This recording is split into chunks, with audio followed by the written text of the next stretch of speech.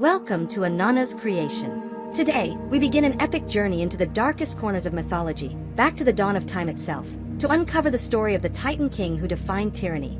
This is the story of Cronus, the god who devoured his own children. Before there was anything, there was chaos.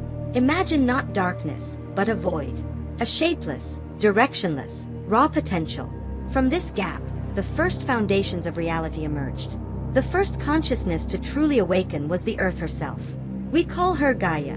She was vast, fertile, and foundational. And alone in the swirling chaos, she longed for partnership. So, she dreamed into existence the sky above her, Uranus. He was the starry vault, the endless blue ceiling, the rain, and the air. And the sky looked down upon the earth, and he loved her. Uranus covered Gaia completely. Their union was the first, and perhaps the most powerful, romance the universe had ever known. Together, they began to populate the new world. Their children were the first draft of existence. But this first draft was intense. It was raw. They gave birth to the Cyclopes, 3 brothers, giants with a single blazing eye in the center of their foreheads. They were masters of the forge, pounding the raw elements of the earth with lightning and thunder. They were loud, they were brutal, and they were brilliant. Then came the Hecatonchires, the 100-handed ones. 3 more brothers, each possessing 50 heads and 100 powerful arms. They were chaos given form, representing the sheer, untamed violence of earthquakes and sea storms. Uranus, the sky, looked at these children, and he felt not pride, but fear. And disgust. He saw their raw power, their chaotic energy, their imperfections. He was a being of structure, the orderly movement of the stars. These children were noise. They were unpredictable. He looked at the 100-handed ones, creatures of pure, unbridled strength, and he saw a threat. He looked at the blazing eyes of the Cyclopes, and he didn't see craftsmen. He saw weapons that could be turned against him. Uranus was the first ruler, and with that title came the universe's first case of paranoia. He believed, deep in his essence, that these powerful children would eventually rise up and challenge his supremacy. He couldn't tolerate the threat. He couldn't risk replacement. And so, Uranus committed the first great crime. As soon as the Cyclopes and the 100-handed ones were born, he seized them. He used his power as the sky to force them down, shoving them back into the very body of their mother, Gaia. He pushed them deep into the darkest abyss within the earth, a place that would later be known as Tartarus. He sealed them away in the planet's womb, silencing their thunder and chaining their 100 arms. For Gaia, the earth, this was an agony beyond description. She was the mother, forced to be the prison. She could feel her monstrous, beautiful children rattling inside her, screaming in the darkness, trapped within her own essence. It was a pressure, a sickness, and a profound betrayal. She loved Uranus, but her love for her children and the physical torment of their imprisonment began to curdle that love into resentment, and then into a cold, hard hatred. Uranus, meanwhile, was satisfied. The threat was contained. He continued to cover Gaia, and their union continued, but the joy was gone. Now, they produced a new generation. A more perfect generation. They were beautiful, humanoid in shape, and radiant. They were the 12 Titans. There were 6 brothers and 6 sisters, divine beings who were the personification of core concepts. Oceanus, the world river; Tethys, the mother of streams; Hyperion, the light of the sun; Thea, the glitter of gold; Zeus, the intellect; Phoebe, the prophecy. And then there were the 2 most crucial to our story: Rhea, the titan of motherhood and flow, and the youngest of the brothers, the most ambitious, the darkest, and the quietest of them all. His name was Cronus. Cronus watched his father, Uranus. He saw the way Uranus ruled through absolute fear. He saw the superficial peace his father had created by burying his problems, literally. Cronus grew up in this tense household, walking the beautiful earth while knowing, always knowing, that his deformed elder brothers were screaming miles below his feet, trapped within his mother's body. He inherited his father's ambition, but also his mother's simmering rage. Gaia could bear the pain no longer. Her trapped children were a constant, agonizing poison. She had to act. She needed to end the tyranny of the sky. She needed liberation. But she couldn't act alone. Uranus was all-powerful, the supreme ruler. She needed an insider. She needed one of her Titan children to strike the blow. One night, Gaia went deep within herself, to the core of her own being, and she pulled forth a new element. It was harder than iron, brighter than silver. She forged this element, adamantine, into a weapon. It was massive, curved like the crescent moon, with a jagged, serrated edge designed to cut through anything, even the divine essence of the sky itself. She had created the first sickle. She gathered her Titan children in secret, hiding them from the sight of the starry sky. She held up the glittering, terrifying blade. "My children," she whispered, her voice the rumbling of deep stone. "Your father has become a tyrant. He has committed an unforgivable crime against me, and against your older brothers, whom he keeps chained in my depths. His reign is one of fear, and it must end. Which of you," she asked, her eyes scanning their perfect faces, "has the courage to use this? Who will help me end his rule and free your brothers?" The Titans looked away. They trembled. They feared their father. Oceanus looked to his rivers. Hyperion looked to the light. They respected the order Uranus represented, even if it was cruel. Attacking the father, the king, the literal sky? This was unthinkable. It was cosmic treason. All of them were silent. All except one. The youngest, Cronus, stepped forward. His eyes were dark and steady. He looked at the sickle, not with fear, but with recognition. He saw not just a weapon, but a key. He saw the throne. "I will do it, mother," Cronus said, his voice calm and cold. He took the massive adamantine sickle from her hands. The metal felt right.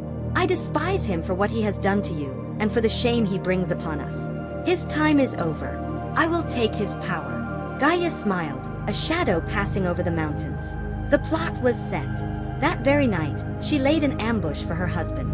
As Uranus, the sky, descended as he always did, to embrace the earth, Gaia signaled. The other Titans, tasked by Cronus, emerged from their hiding places to grab their father, holding him down against the earth.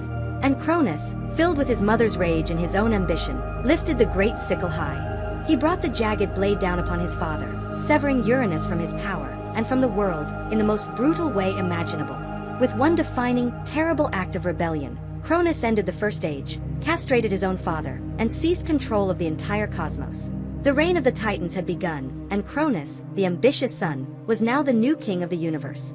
He had defeated the tyrant. But in the blood and the prophecy that spilled from that wound, the seeds were sown that Cronus himself would become the greatest monster the world had yet known. The act was done. Uranus, the sky, was defeated, banished to the furthest ethereal edges of existence, his power shattered. Cronus stood victorious, the jagged adamantine sickle still dripping with the divine essence of his father. His Titan brothers and sisters stared at him, a mix of awe and terror in their eyes. He was no longer just their youngest sibling. He was the liberator, the revolutionary, and the undisputed king of the cosmos. The world breathed a sigh of relief. The oppressive, paranoid weight of Uranus was gone. Gaia, the earth, finally felt the relief of her tormentor being vanquished. She approached her victorious son, her voice the low rumble of shifting continents. "You have done it, my son. You have freed us. Now, fulfill your promise. Go to the dark pit. Go to Tartarus, and release your brothers. The Cyclopes and the 100-handed ones. They must be freed." Cronus looked at his mother. The cheers of his siblings faded. He looked down at the entrance to the abyss, the deep wound in the earth where his older brothers still screamed and raged. Cronus had won his victory through strategy and one defining act of violence.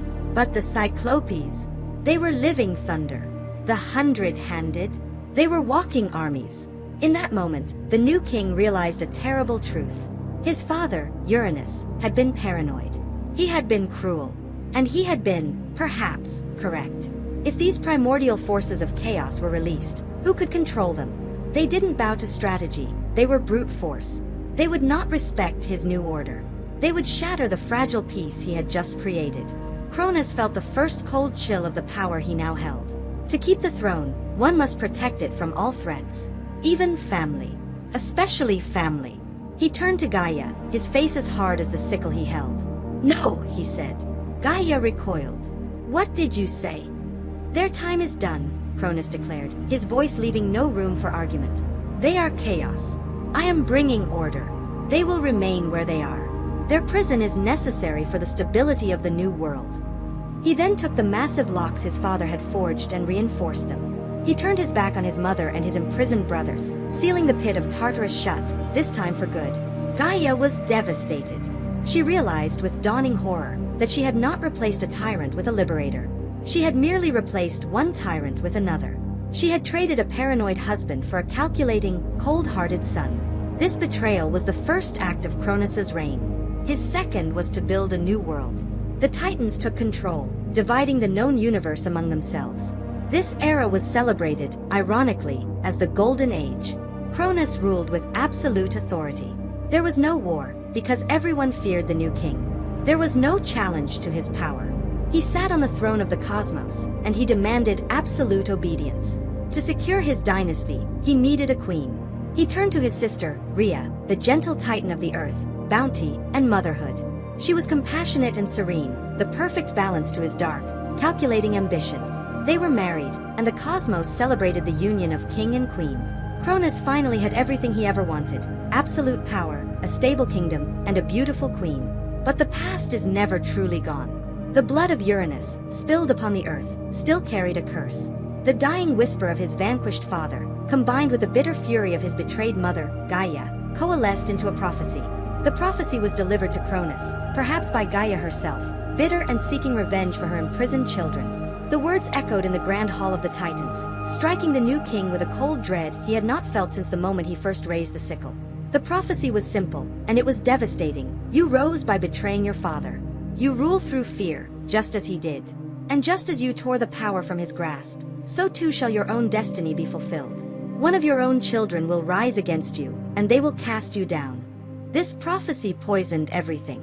The Golden Age became a facade, a beautiful mask hiding the rot of paranoia growing in the king's heart. Cronus looked at his Titan brothers and saw rivals. He looked at his sisters and saw conspirators. But most of all, he looked at his new wife, Rhea, and he saw a vessel for his own destruction. He had become his father. He was trapped in the exact same cycle of fear. He was obsessed. Every laugh sounded like a threat, every whisper a plot. He couldn't sleep. He couldn't trust. The universe was his, yet he was a prisoner of a future that had not even happened yet. Then, the inevitable occurred. Rhea, his queen, came to him, her face glowing. She was pregnant.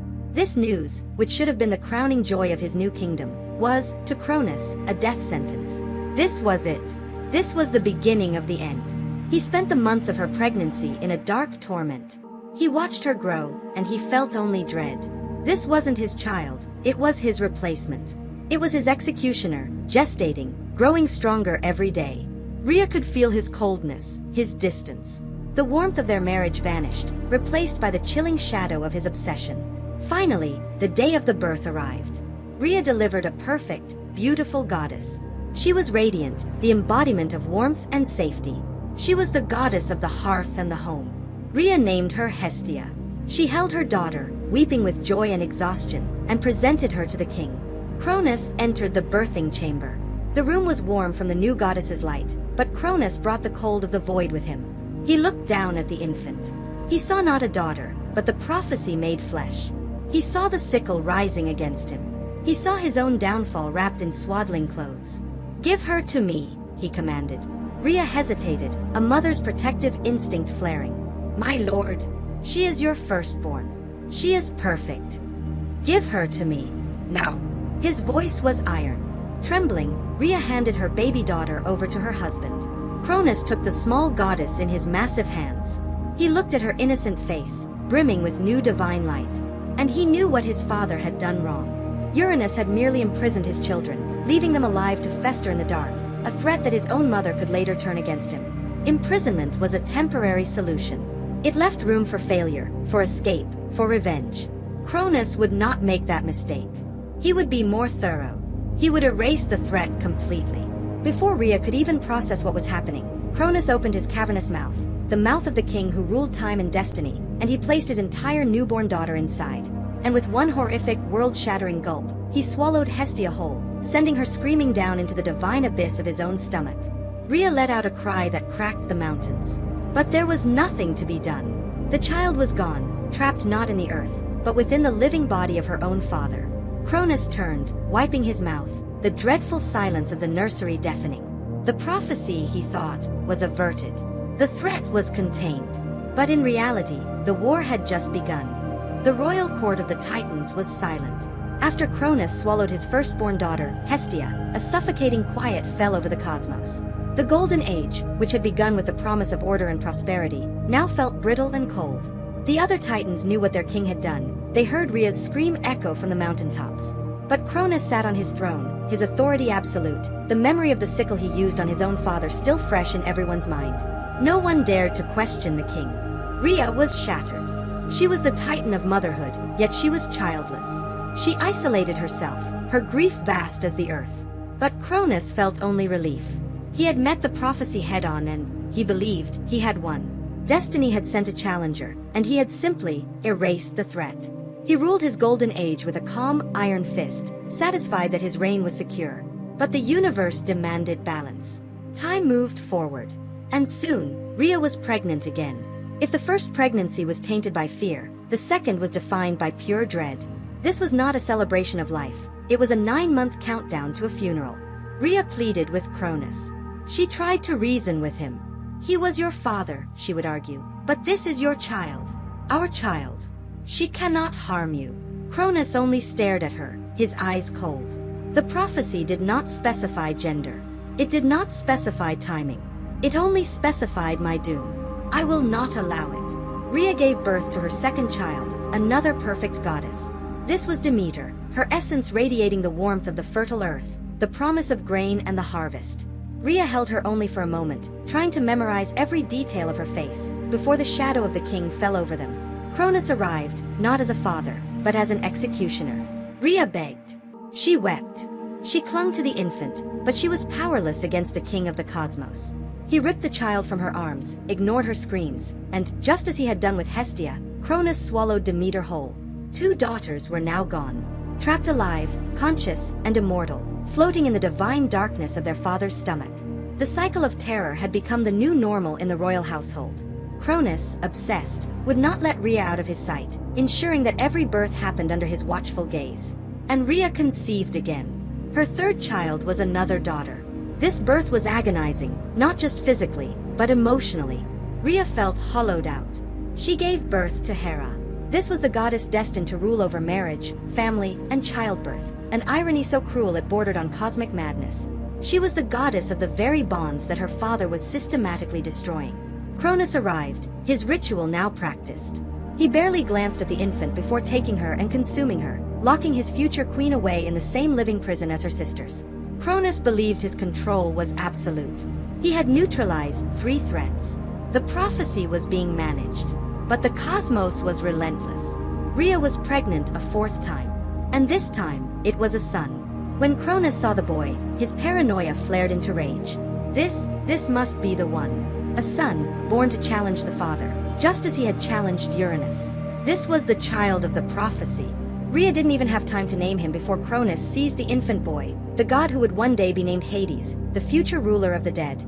Cronus swallowed him faster than all the others, desperate to contain this obvious male threat. Within the dark prison of Cronus, the infant god of the underworld joined his sisters, Hestia, Demeter, and Hera. They were alive, growing, conscious in the timeless abyss, their only reality the presence of their imprisoned siblings and the looming dread of their father's essence surrounding them. Rhea was no longer just grieving, she was a ghost, haunting her own palace. She was the goddess of motherhood, and she was the most tragic mother in existence. The court of the Titans whispered. They saw their queen, broken. They saw their king, driven mad by a prophecy he was fulfilling with every monstrous act. The Golden Age was a lie. It was an age built on devoured children and a mother's silent scream. And then, Rhea was pregnant a 5th time. Another son. She gave birth to Poseidon, the infant god pulsing with the raw power of the sea, the tremors of the earth.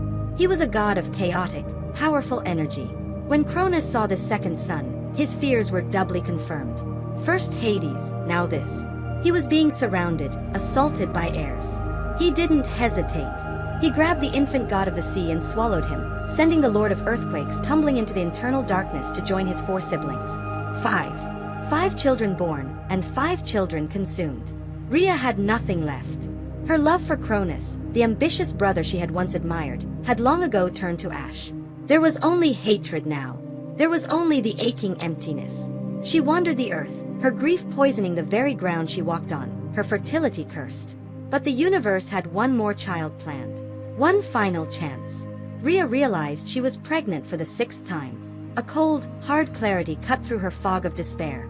She looked at Cronus on his throne, complacent, arrogant, believing he was smarter than destiny. She knew the ritual. She knew the moment this child was born, her husband would be there to claim it. 5 times, she had played by his rules.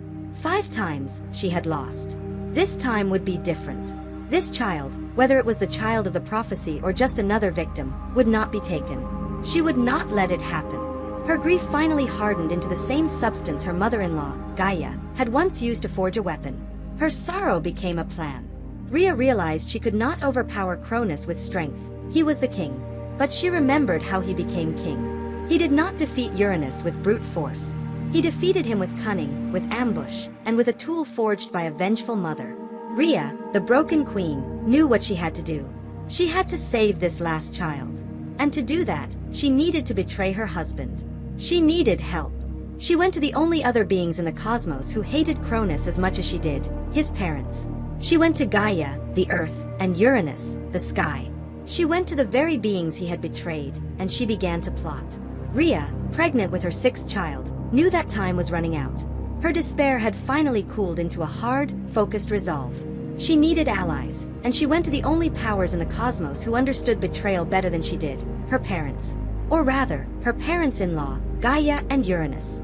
She went to Gaia, the very earth, and wept upon the ground, letting her sorrow soak into the soil. "Mother," she cried out, her voice echoing in the deep valleys, "you asked for a savior, and you created a monster. Your son, my husband, has devoured our children. He has repeated the crimes of his father, only worse. 5 are gone. I am carrying the 6th. Help me. You helped him win the throne, now you must help me defy the king." Gaia, the ancient earth, had never forgiven Cronus. Her heart ached for Rhea, but her rage still simmered for her own children, the Cyclopes and the Hundred-Handed, whom Cronus had promised to free and then left to rot in Tartarus. His betrayal of his mother was the seed of his downfall. "He has broken his word," Gaia rumbled. "He has dishonored the earth and the sky. He will fall. And your child, this 6th child, will be the one to fulfill the prophecy." Even the banished Uranus, the distant sky, heard the plea. Though he was powerless, his will remained. The winds whispered their agreement. The conspiracy was sealed. The primal forces of the universe, the slighted grandmother Earth and the grieving mother, united against the paranoid king. The plan was one of pure deception.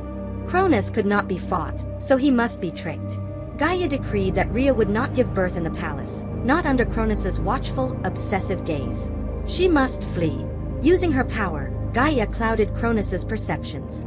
While the king of the Titans sat on his throne, distracted by the mundane business of his perfect golden age, Rhea fled. Guided by the earth itself, she traveled under the cover of the darkest night, across the sea, to the remote, rugged island of Crete. This island was sacred to Gaia, a fortress of nature. Gaia led Rhea high up the slopes of Mount Ida, into a deep, hidden cave, upholstered in moss and stone, shielded from all sight and sound. Here, in this secret womb of the earth, protected by her mother-in-law, Rhea endured the labor alone. As the storms raged outside, she brought her 6th child into the world. It was a boy. He was powerful, radiating an energy none of her other children had possessed. He was the energy of the sky his grandfather once ruled.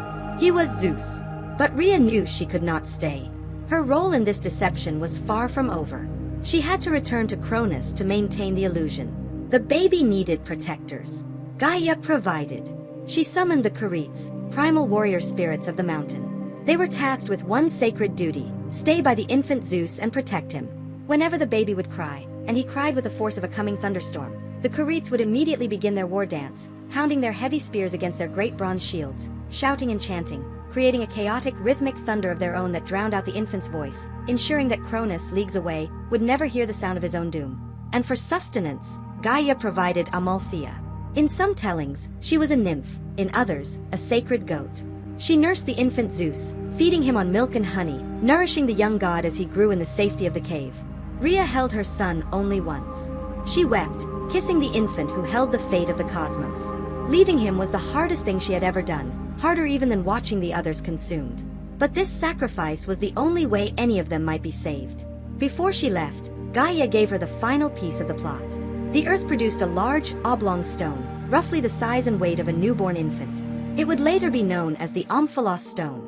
"Wrap this," Gaia instructed. "Present this to your husband. His paranoia has consumed his sense. He no longer sees his children, he sees only the prophecy. He will not know the difference."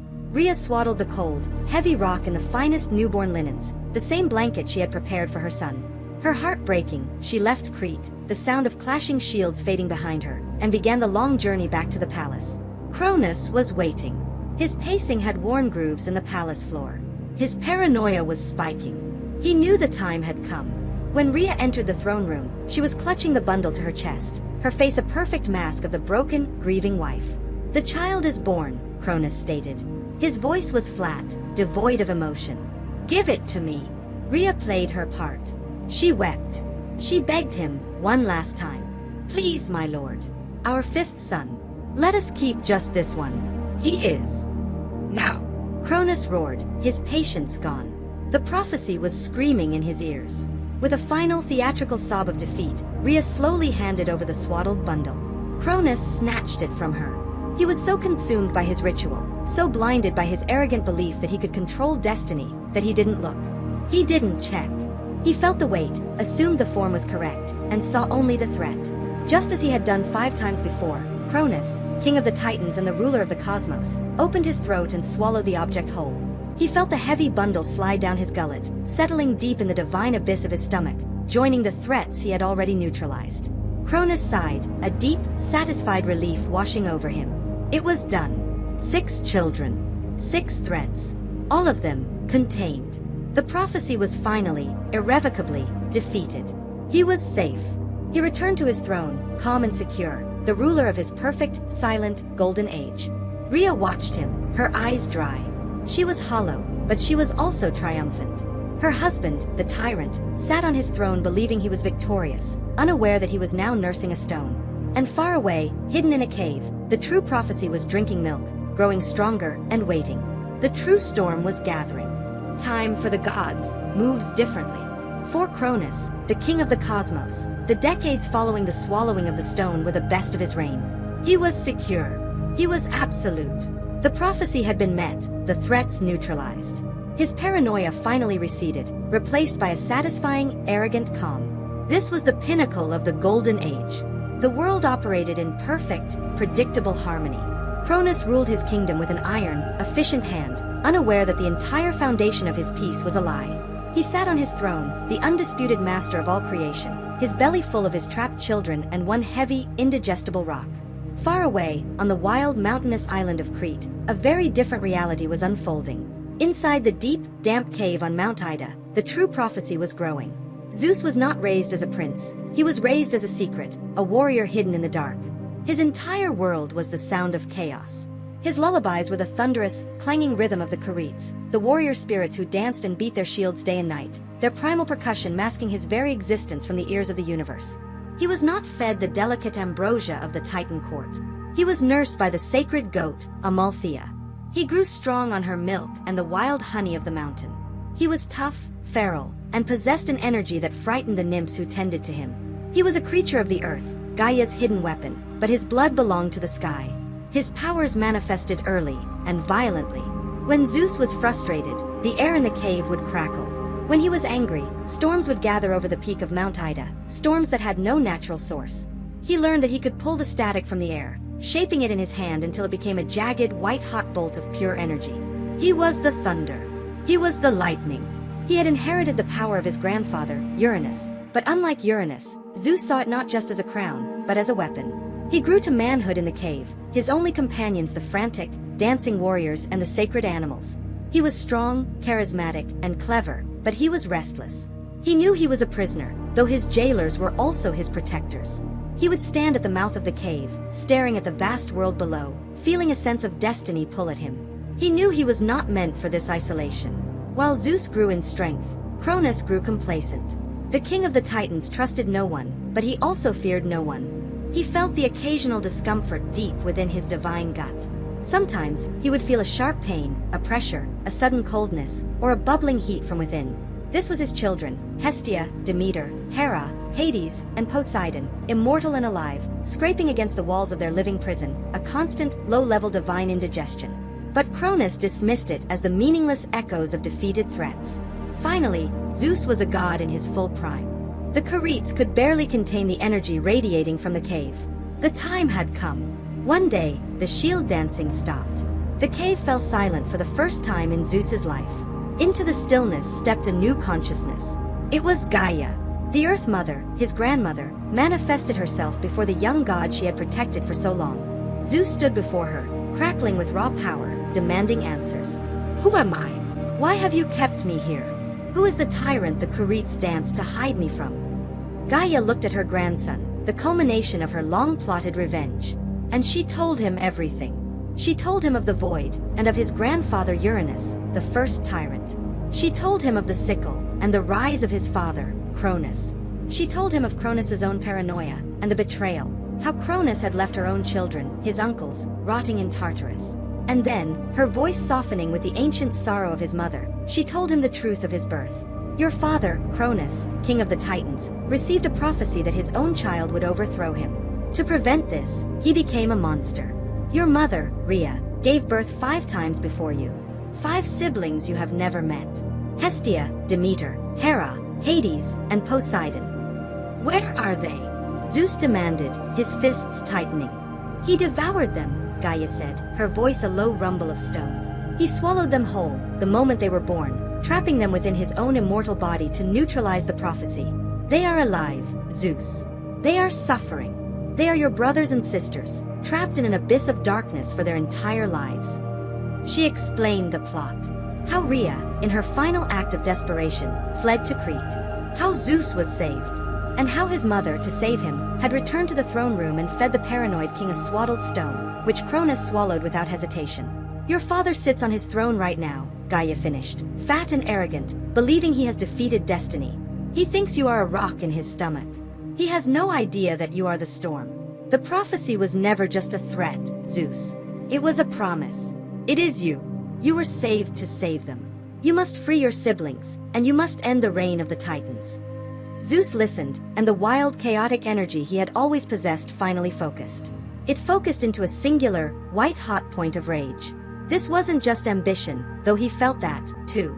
This was justice. This was liberation. All the rage of his imprisoned siblings, the sorrow of his mother, and the ancient vengeance of his grandmother, settled upon his shoulders. He had a father to confront, a tyrant to dethrone, and 5 siblings to pull back into the light. He picked up the first jagged thunderbolt he had ever perfected. He turned to Gaia, no longer a hidden boy, but a king ready to claim his throne. Tell me what I have to do, Zeus said. Tell me how to make my father pay. Zeus stood at the precipice of his destiny, the lightning he commanded singing in his veins. He was ready for war. But Gaia, the ancient earth, stopped him. She knew her grandson possessed the power of the sky, but power alone would not defeat Cronus. The king of the Titans commanded the loyalty, or at least the fearful obedience, of all his siblings.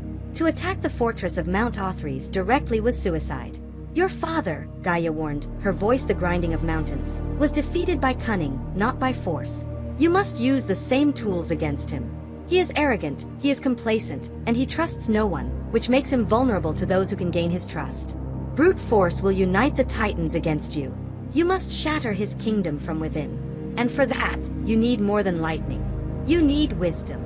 Gaia knew exactly who they needed. There was another Titan, a daughter of Oceanus, named Métis. She was the Titan of cunning, prudence, and the deepest strategic wisdom. She had survived Cronus's reign by making herself quiet, by watching, and by understanding the foundations of power. Zeus and Gaia sought her out. Métis, having seen the stagnation of the Golden Age, an era built on a father's paranoia and a mother's suppressed grief, knew the cosmos could not survive under Cronus. The universe needed change, it needed dynamism. In Zeus, the secret son, the hidden prophecy, she saw that chaotic spark of renewal. She agreed to help. The plan was not one of war, it was an infiltration, a coup. Métis warned Zeus that his siblings, though alive, were trapped and powerless. Before any war could be waged, they had to be freed. Together, Métis and Gaia brewed a potion. This was no simple poison. Cronus was immortal. This was an emetic of cosmic power. They combined herbs of profound sickness with nectar, wine, and a drop of the blood Uranus shed, binding the liquid with a magical command. It would force the king's body to expel anything held unjustly. It was a potion of pure, violent liberation. Now, they needed a delivery system. Zeus, masking his divine aura, traveled to Mount Othrys, the dark mountain fortress of the Titans. He presented himself not as a god or a warrior, but as a humble, capable servant seeking employment. He was strong, charismatic, and efficient.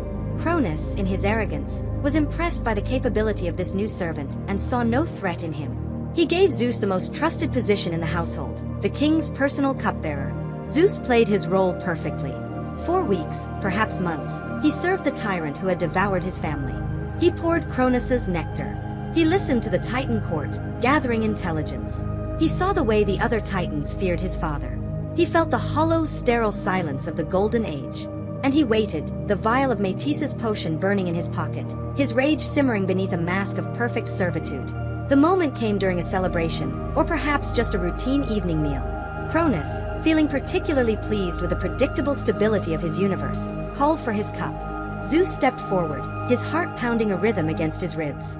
He prepared the king's chalice, mixing the nectar with the powerful, tasteless emetic. He knelt before the throne, offering the cup to his father, his hand perfectly steady.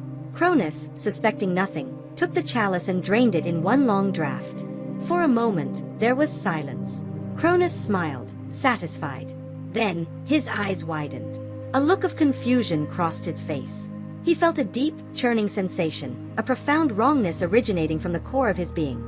This was not the familiar, ignorable indigestion of his swallowed children. This was a rebellion, erupting from inside him. He clutched his stomach, a guttural groan escaping his lips. The king of the universe doubled over. The other Titans stopped, watching in confusion and fear. Cronus gasped, his body seized by a violent, cosmic heave. His throat opened, and the first object was expelled. It was not a child. It was the Omphalos stone, covered in bile and slime, clattering loudly onto the marble floor. Cronus stared at it, horrified. He saw the rotted shreds of the swaddling cloth. And in that one sickening instant, he understood everything. The prophecy, the deception, Rhea, the secret child. He understood that his entire piece was a lie. But he had no time to process the betrayal, because the potion was not finished. His body seized again, a second purge, far more painful than the first. Out onto the floor spilled a fully grown god, sputtering, covered in the darkness of the abyss, but vibrantly alive. It was Poseidon, who immediately stood, his eyes blazing with the fury of a lifetime of imprisonment. Before Cronus could even scream, another spasm. Out came the dark-haired, grim-faced Hades. And then another, and another. Hera emerged, radiating the fury of a slighted queen. Then Demeter, the sorrow of the earth upon her. And finally, the last to be returned, the first to be taken, Hestia, the calmest, her divine fire undimmed. 5 gods, fully grown, having aged in the timeless prison of their father's gut, now stood in the throne room, breathing true air for the first time. They were confused, terrified, and incandescent with rage. Cronus collapsed, weakened by the purge, staring in absolute terror at the 5 adult children who had, moments before, been securely trapped within him. And then, the cupbearer stood up. The servant's disguise melted away, revealing the true athletic form of Zeus, lightning crackling around his fingertips, his face the perfect image of his mother, Rhea, but his eyes holding the ancient power of the sky. He looked at his bewildered father, and then at his new, stunned siblings. He raised his hand, the thunderbolt in his palm illuminating the horrified throne room. "Brothers," Zeus declared, his voice booming with authority. "Sisters, I am Zeus, your youngest brother. You are free. And our father," he said, turning to the weakened tyrant on the floor, "has ruled long enough." The war had begun. The throne room of the Titans exploded into chaos. Cronus, the mighty king, was on his hands and knees, weakened and humiliated, staring in disbelief at the 5 fully grown, divine beings who had just emerged from his own body. His siblings, the ruling Titans, Hyperion of the Sun, Iapetus, Zeus, and the others, drew their weapons, stunned by the sudden appearance of these new gods. Zeus stood before them all, crackling with raw electricity, flanked by his reclaimed family. Poseidon, instinctively grasping the concept of the seas. Hades, his eyes already dark with the power of the underworld. Hera, regal and furious. Demeter, radiating a sorrow that withered the floor beneath her. And Hestia, calm and centered, her warmth a stark contrast to the terror in the room. "He lied to us," Zeus roared, pointing his lightning bolt at the retching Cronus. "He ruled a golden age built on devoured children. The reign of the Titans is over." For a moment, the universe held its breath. Then Atlas, the powerful son of Iapetus, roared in defiance and charged the newcomers, loyal to the established order of his king, Cronus. Zeus knew they couldn't win, not here, not yet. They were 6 against an entire generation of established power. "To me," he yelled to his siblings. He gathered all the power of the sky he could muster and hurled a catastrophic thunderbolt not at the Titans, but at the ceiling of the fortress. The throne room of Mount Othrys began to collapse. Rocks and burning tapestries rained down. Amid the smoke, the shouting, and the confusion, Zeus and his 5 siblings fled the collapsing court, escaping the Titan fortress and vanishing into the wild earth. Cronus finally staggered to his feet, his rage eclipsing his sickness. The deception was total. His wife had betrayed him. His mother had betrayed him. And the prophecy he had spent his entire reign trying to prevent had just stood before him, declared war, and nearly buried him alive in his own throne room. His paranoia was gone, replaced by a singular, focused hatred. He roared, a sound that shook the foundations of the world. He called his brothers and sisters to arms. This was not a family dispute, this was treason. This meant war. The great divide began. The cosmos was forced to choose a side. Most of the Titans, the elder gods, rallied to Cronus. They were the establishment. They were the old guard. Cronus was their brother and their king, and these 6 young arrogant gods, these Olympians, as they would come to be called, were a threat to their entire way of life. Hyperion, Zeus, Chronos, and the mighty Atlas, they all stood with Cronus, ready to crush this rebellion. But the choice was not unanimous. Metis, the Titan of wisdom, had already cast her lot with Zeus.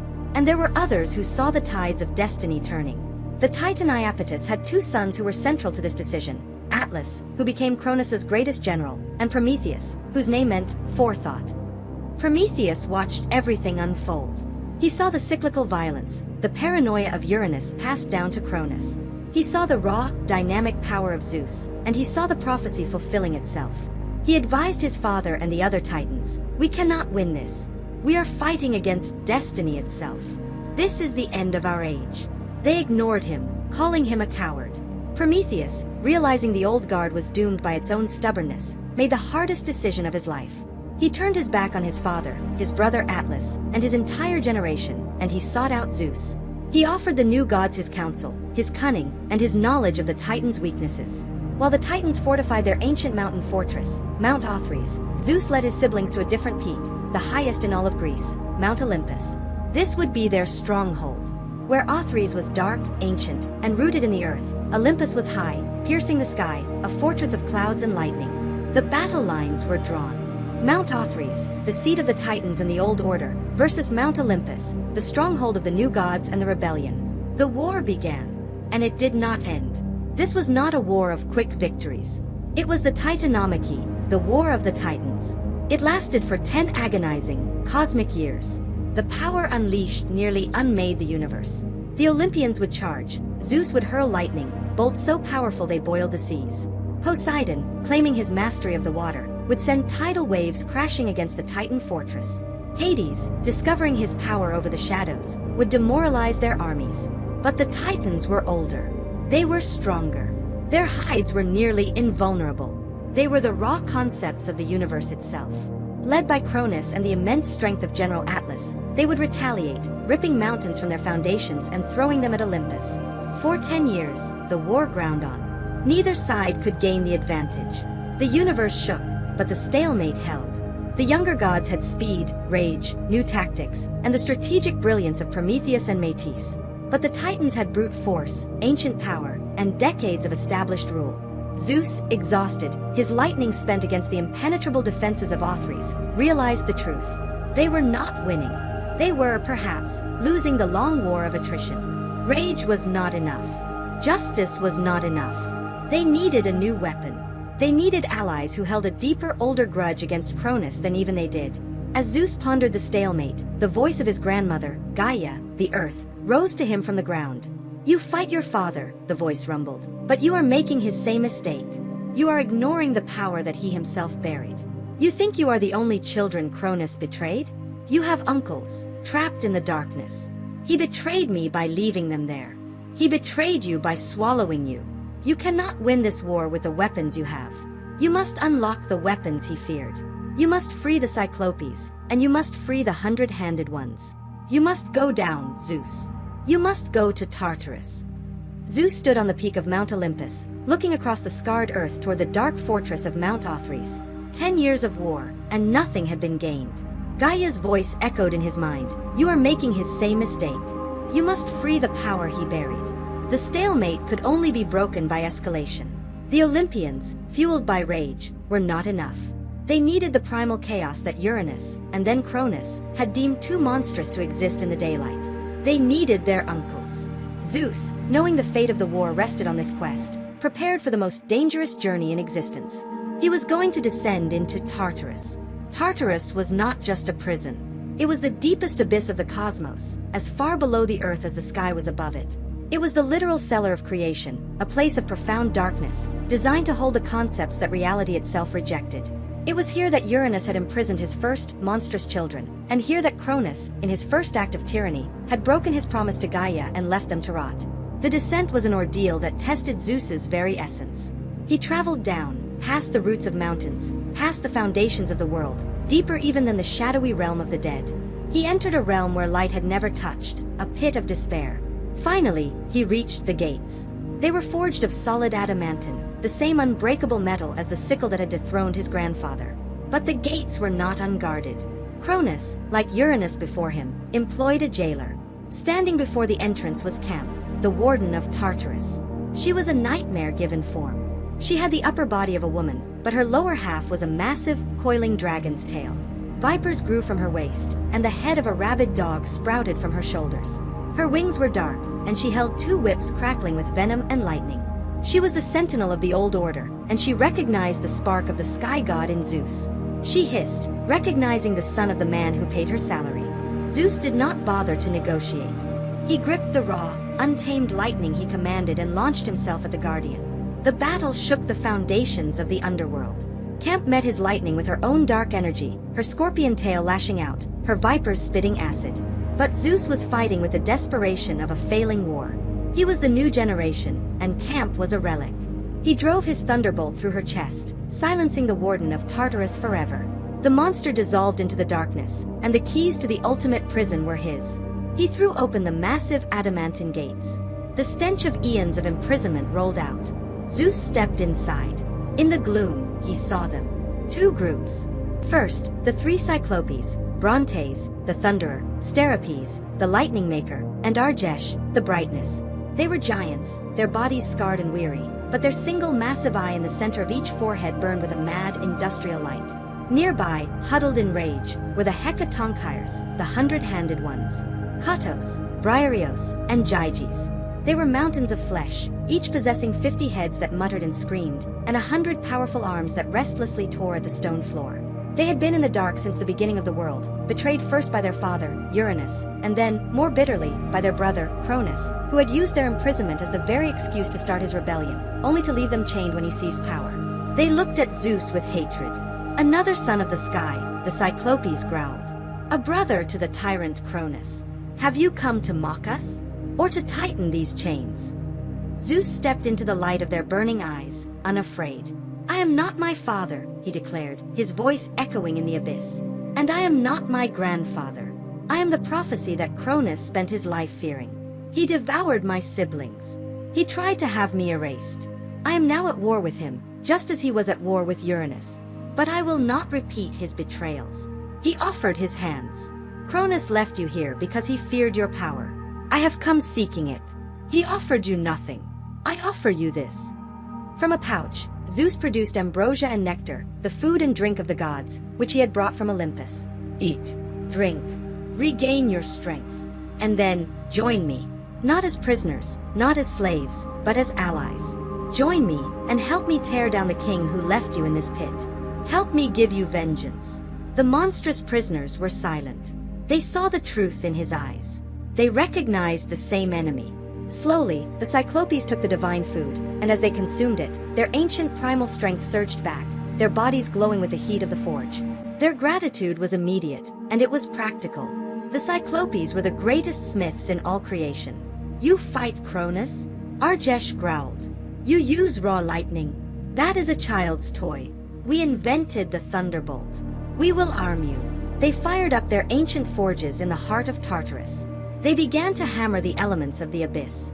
For Hades, they took the darkness of the pit, the silence of the void, and the fear of the prisoners, and they forged the helm of darkness, a cap that would render the wearer completely invisible, a ghost in the daylight. For Poseidon, they took the rage of the sea, the stubbornness of the bedrock, and the energy of an earthquake, hammering it into the three-pronged trident, a weapon capable of shattering any mountain and controlling every ocean. And finally, for Zeus, they gathered the power of his innate storm, captured the light of the first dawn, and harnessed the energy of the battle with Camp. They refined his raw power, cooled it, and crafted it. They gave him the master bolts, the Chronos. No longer just raw sparks, these were perfected, devastating spears of pure, concentrated lightning. While the smiths worked, the hecatonkires, their strength also returned, roared with their 50 heads. They did not need weapons. They were weapons. Each possessed 100 arms. They pledged their loyalty, ready to become living artillery for the new god. Zeus had descended into the abyss alone, the leader of a failing rebellion. He now ascended from Tartarus at the head of a terrifying army of primordial monsters, armed with weapons forged from the birth of the world. The stalemate was over. The true war for the cosmos was about to begin. Zeus ascended from Tartarus, and the world above shuddered. He did not return to Mount Olympus alone. He returned at the head of an army that creation had intentionally forgotten. The three Cyclopes, their single eyes burning like forge fires, carried their new creations. And beside them marched the hecatonkires, the 100-handed ones, their 50 heads chanting war songs, their 300 arms ripping trees from the earth as they walked. When this new army arrived at the Olympian fortress, even Zeus's siblings recoiled. Hera and Hestia stared in terror at the monstrous forms of their uncles. But Zeus stood before them, crackling with his new perfected master bolts, his authority absolute. This was not a rebellion anymore, this was the new order. On Mount Othrys, Cronus felt the shift. The earth groaned from the steps of the hecatonkires, and the sky brightened with the light of the Cyclopes' forges. The 10-year stalemate was about to shatter. The Olympians held their final war council. Prometheus and Metis, the strategists, knew this was their only chance. They were not just fighting the Titans anymore, they were fighting with the primal forces of creation itself. They devised a plan of overwhelming, simultaneous assault. It would be an attack in 3 waves: stealth, siege, and shock.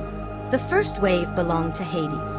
The eldest brother had been given the helm of darkness, the cap of invisibility woven from the shadows of Tartarus. As the armies prepared, Hades placed the helm upon his head and vanished. He became a rumor, a cold draft in the Titan fortress. He slipped past the sentries of Othrys, moving unseen through the halls of his father. His mission was sabotage. He went to the Titan armory, loosening spearheads, breaking chariot axles, and sowing terror. He whispered prophecies of doom into the ears of sleeping generals. By the time the battle began, the Titan army was already disorganized, terrified of shadows, their equipment failing, and their morale broken by an enemy they could not see. Then came the dawn, and the second wave, the siege. The attack on Mount Othrys began not with a charge, but with an earthquake. Poseidon strode to the base of the mountain. He lifted his new weapon, the trident, forged from the rage of the sea, and struck the bedrock of the Titan fortress. The sound was the crack of creation itself. The entire mountain of Othrys screamed and shuddered, the ancient stone fortifications cracking and falling as the very ground rebelled against its masters. As the Titans staggered on the shaking cliffs, the sky went dark. It was not an eclipse. It was the hecatonkires. The 300-handed brothers advanced, acting as the Olympians' living artillery.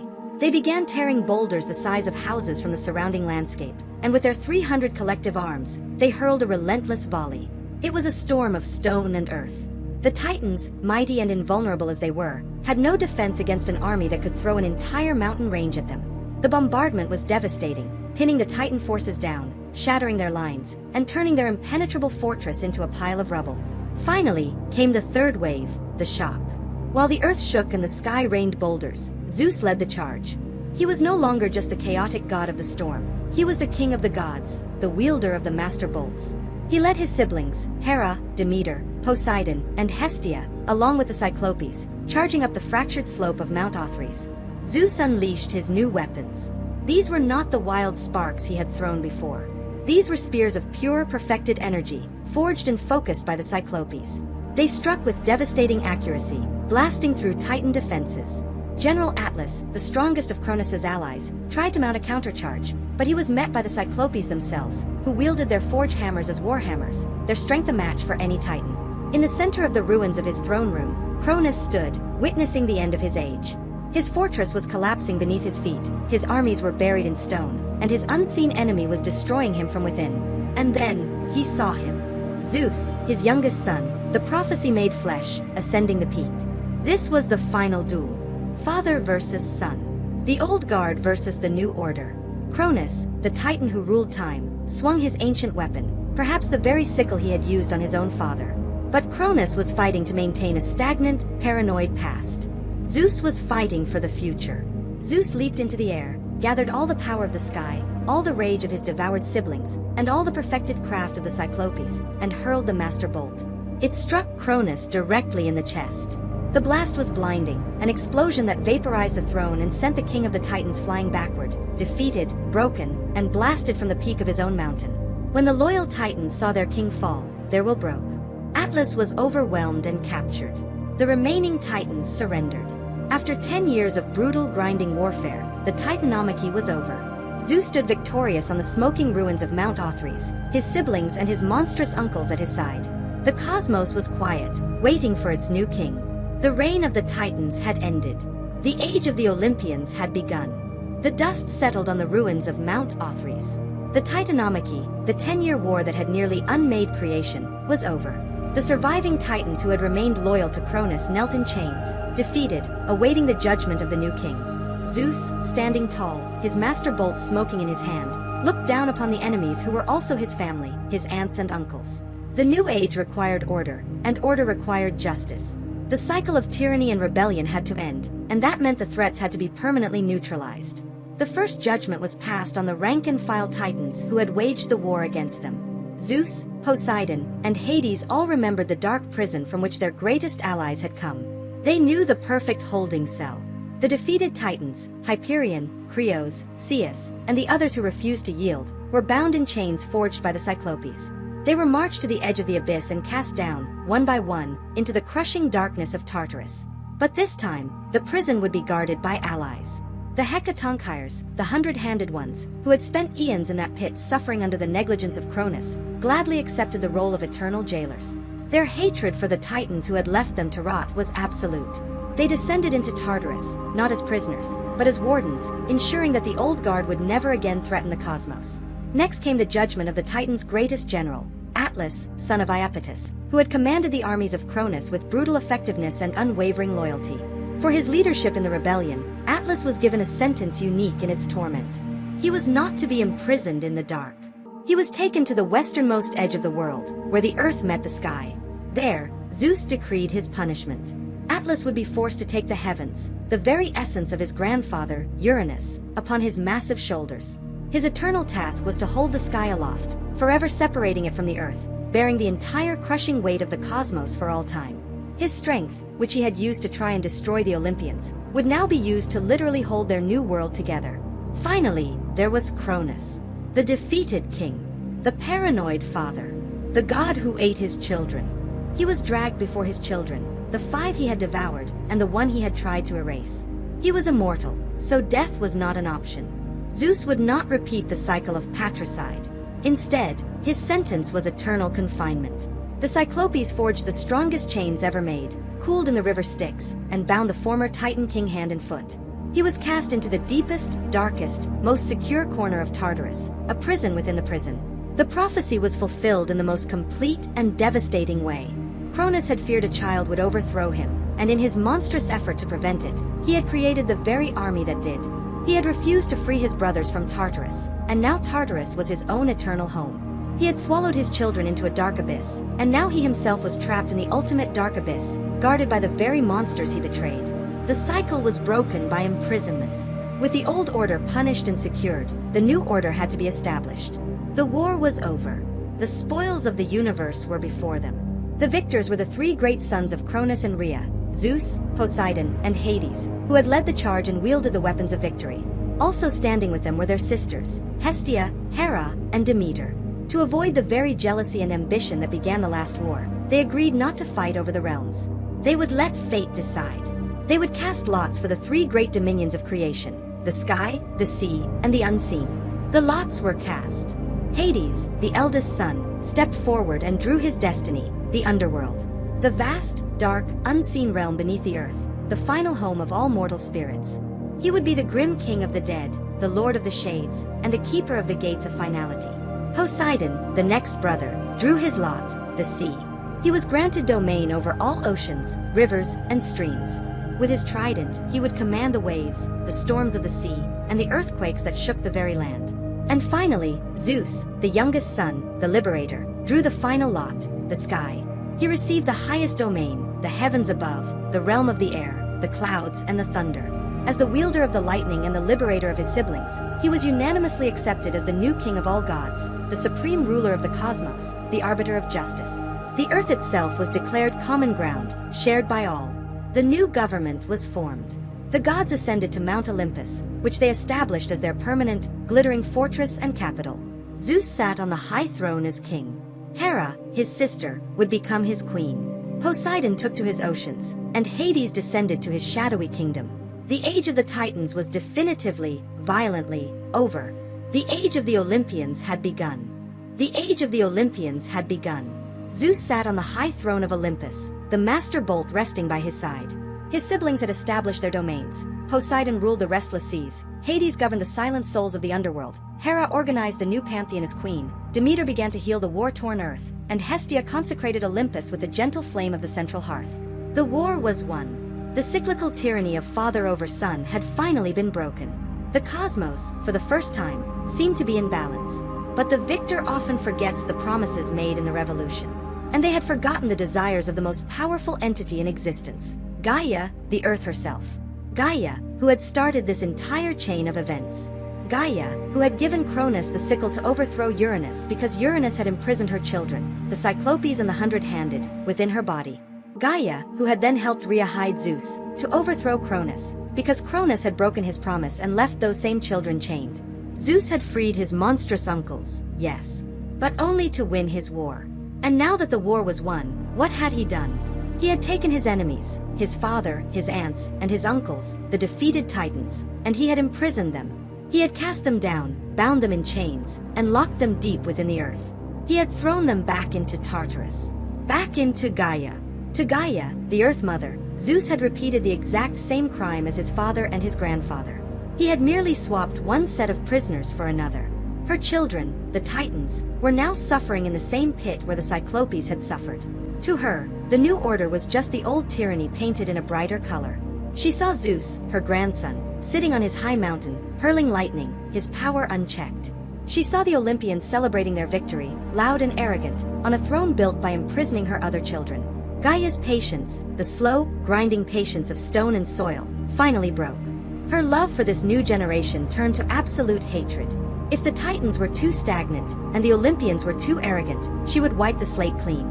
She would create one final, perfect engine of destruction. She would create a power that would tear down Olympus and return the cosmos to the primal chaos from which it began. She descended to the deepest part of herself, to the very edge of the abyss she was forced to contain. She went to Tartarus, not just the prison, but the sentient, conscious entity of the pit itself. The primordial darkness. And the earth, the mother of all, united with the abyss, the prison of the damned. From this horrific, unnatural union, Gaia conceived her final child. Her masterpiece of vengeance. In a dark, volcanic cave deep within the earth, the creature was born. This was not a god. This was not a titan. This was a monster. His name was Typhon. He was the largest, most terrifying thing the cosmos had ever produced. When he finally stood, his massive humanoid torso scraped the clouds, but his head brushed the stars themselves. He was vast beyond comprehension. From his waist down, he was not human, but two massive, coiling vipers, their scales scraping the mountains as he moved. His primary arms were human in shape, but when he stretched them out, they spanned from the eastern horizon to the western sunset. And from his back, 100 more arms sprouted, ending in the screaming heads of dragons. Fire burned in his eyes. Lava and molten rock dripped from his snarling mouth. His voice was not a single sound, but a legion. When he roared, it was the simultaneous hiss of every snake, the howl of every wolf, the bellowing of 1,000 bulls, and the shriek of dragons. This was Gaia's champion. This was her answer to Zeus's new order. Typhon burst from the earth in a cataclysm of fire and splitting stone. He was born fully grown, and he was born knowing his purpose. He hated the sky. He hated the light. He hated the sound of the Olympians celebrating on their high mountain. He let out his first challenge, a sound that shook Olympus to its foundations, a sound that caused the newly calm seas to boil and the underworld to shudder. The Olympians, fresh from their victory, looked down from their palace and felt the one emotion they thought they had banished forever: pure, mortal terror. The 10-year war with the Titans, which had nearly destroyed the universe, was about to look like a minor skirmish. Typhon, the father of all monsters, turned his burning eyes toward Mount Olympus and began to climb. The sound of Typhon's ascent was the sound of the world ending. When the Olympians, newly crowned in their victory, looked down from their glittering peak, they did not see an army they could fight.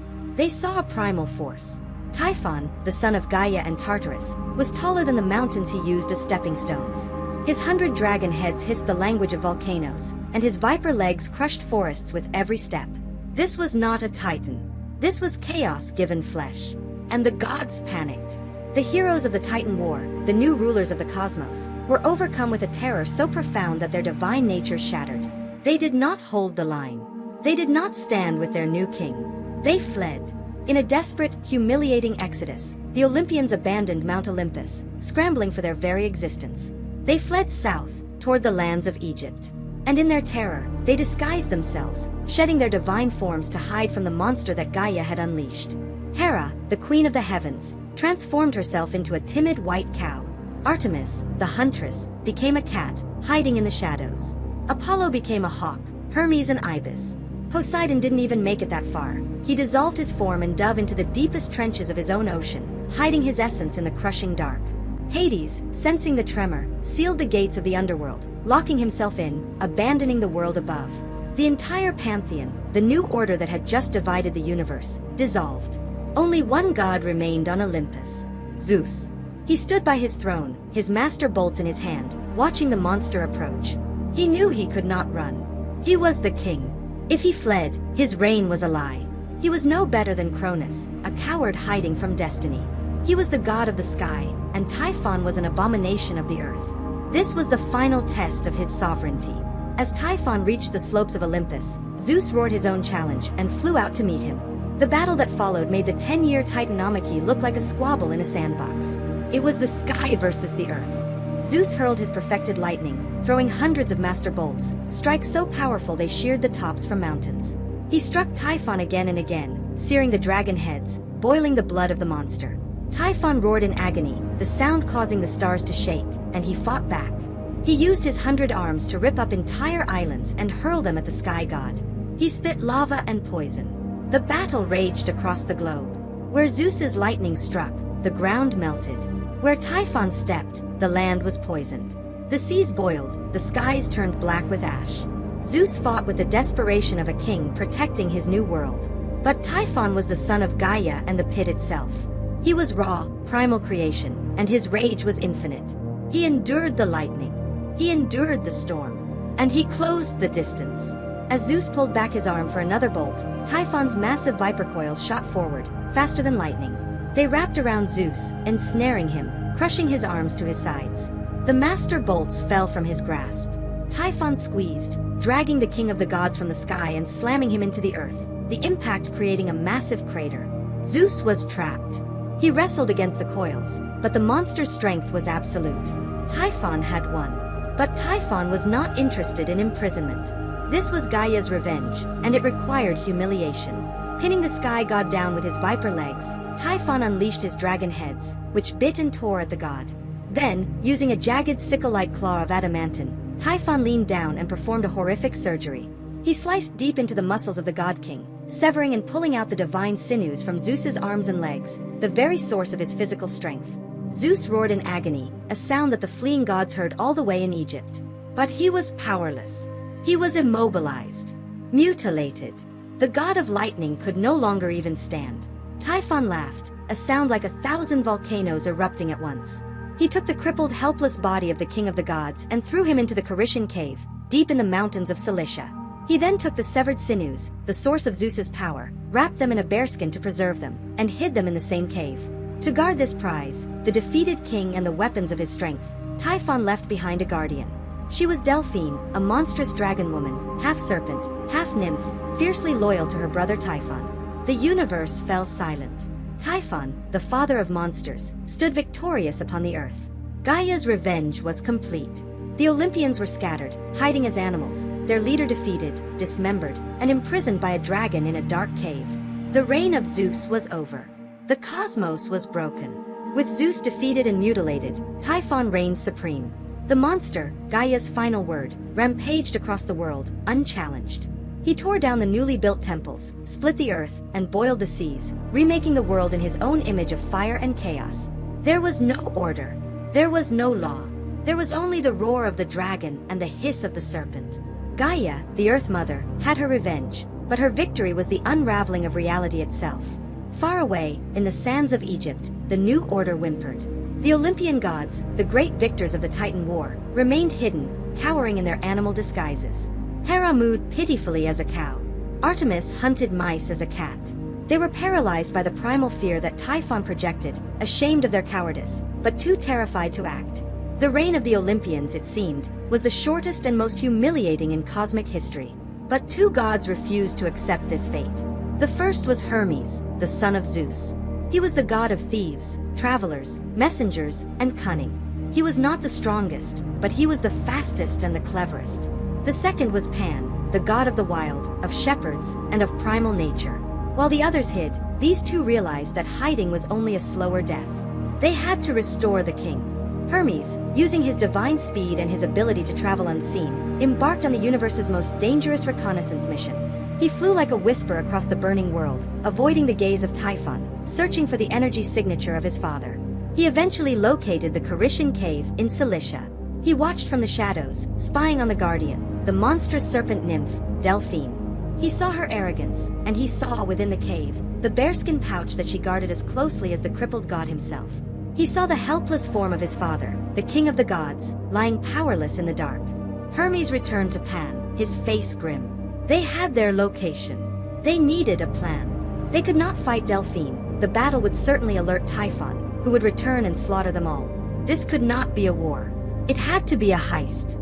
They traveled together to the mountains of Cilicia, a god of civilization and a god of the wild, united in a single, desperate purpose.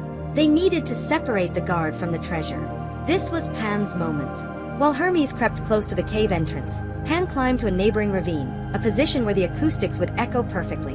And then, Pan did what only he could do. He played his pipes, a frantic, wild music that defied sanity. And then, inhaling deeply, he let out the sound he had invented, the panic. It was a scream of such primal, unnatural terror that it bypassed thought and went straight to the spine. He layered this sound with illusions, making it seem like another massive, territorial monster was approaching, challenging Typhon's dominion. Inside the cave, Delphine heard the noise. The serpent dragon hissed. Her primary duty was to guard Zeus, but her secondary duty, as Typhon's lieutenant, was to secure his territory. The sound was a direct challenge. Worse, it was deeply, unnervingly terrifying. She roared her own challenge, her serpent coils thrashing, and slithered out of the cave entrance to confront the perceived intruder. The moment she cleared the cave, Hermes moved. Moving faster than the mortal eye could follow, he slipped past the entrance, into the suffocating darkness where his father was imprisoned. The sight was horrific. This was Zeus, the king, the wielder of the thunderbolt, lying conscious but completely immobile, his divine flesh scarred, his limbs useless. He looked at Hermes, his eyes filled with agony and humiliation. There was no time for words. Hermes located the bearskin pouch. He opened it. Inside, wrapped carefully, were the glistening, powerful divine sinews of the sky god. Hermes, the god of transactions, but also of clever movement, knelt by his father. With the surgical speed of a god, he began the painful, magical process of restoration. He carefully, meticulously, threaded the divine tendons back into the arms and legs of his father, weaving the essence of Zeus's strength back into his body. The pain was excruciating, but Zeus roared, this time not in agony, but in resurgence. He felt the power flooding his limbs. He felt the connection to the sky, to the lightning, return. Hermes worked quickly, and as the last sinew snapped into place, Zeus clenched his fist. The sound was a crack of thunder inside the cave. He stood up, the wounds sealing, his full divine height restored.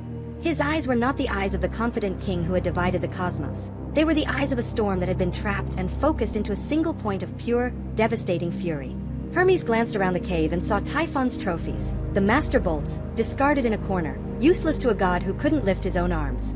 Hermes grabbed them and pressed them into his father's restored hand. At that moment, Delphine, realizing she had been tricked, came roaring back into the cave. She found it empty, save for the discarded bearskin. Miles away, Typhon, in the middle of leveling a continent, stopped. He felt it. A disturbance. An energy signature he had personally extinguished was back. The sky crackled. He turned his 100 dragon heads to the sky. There, radiating an aura of absolute vengeance, was Zeus. He was whole. He was armed. And he was furious. The war for the cosmos was not over. Round 2 was about to begin. The cosmos held its breath.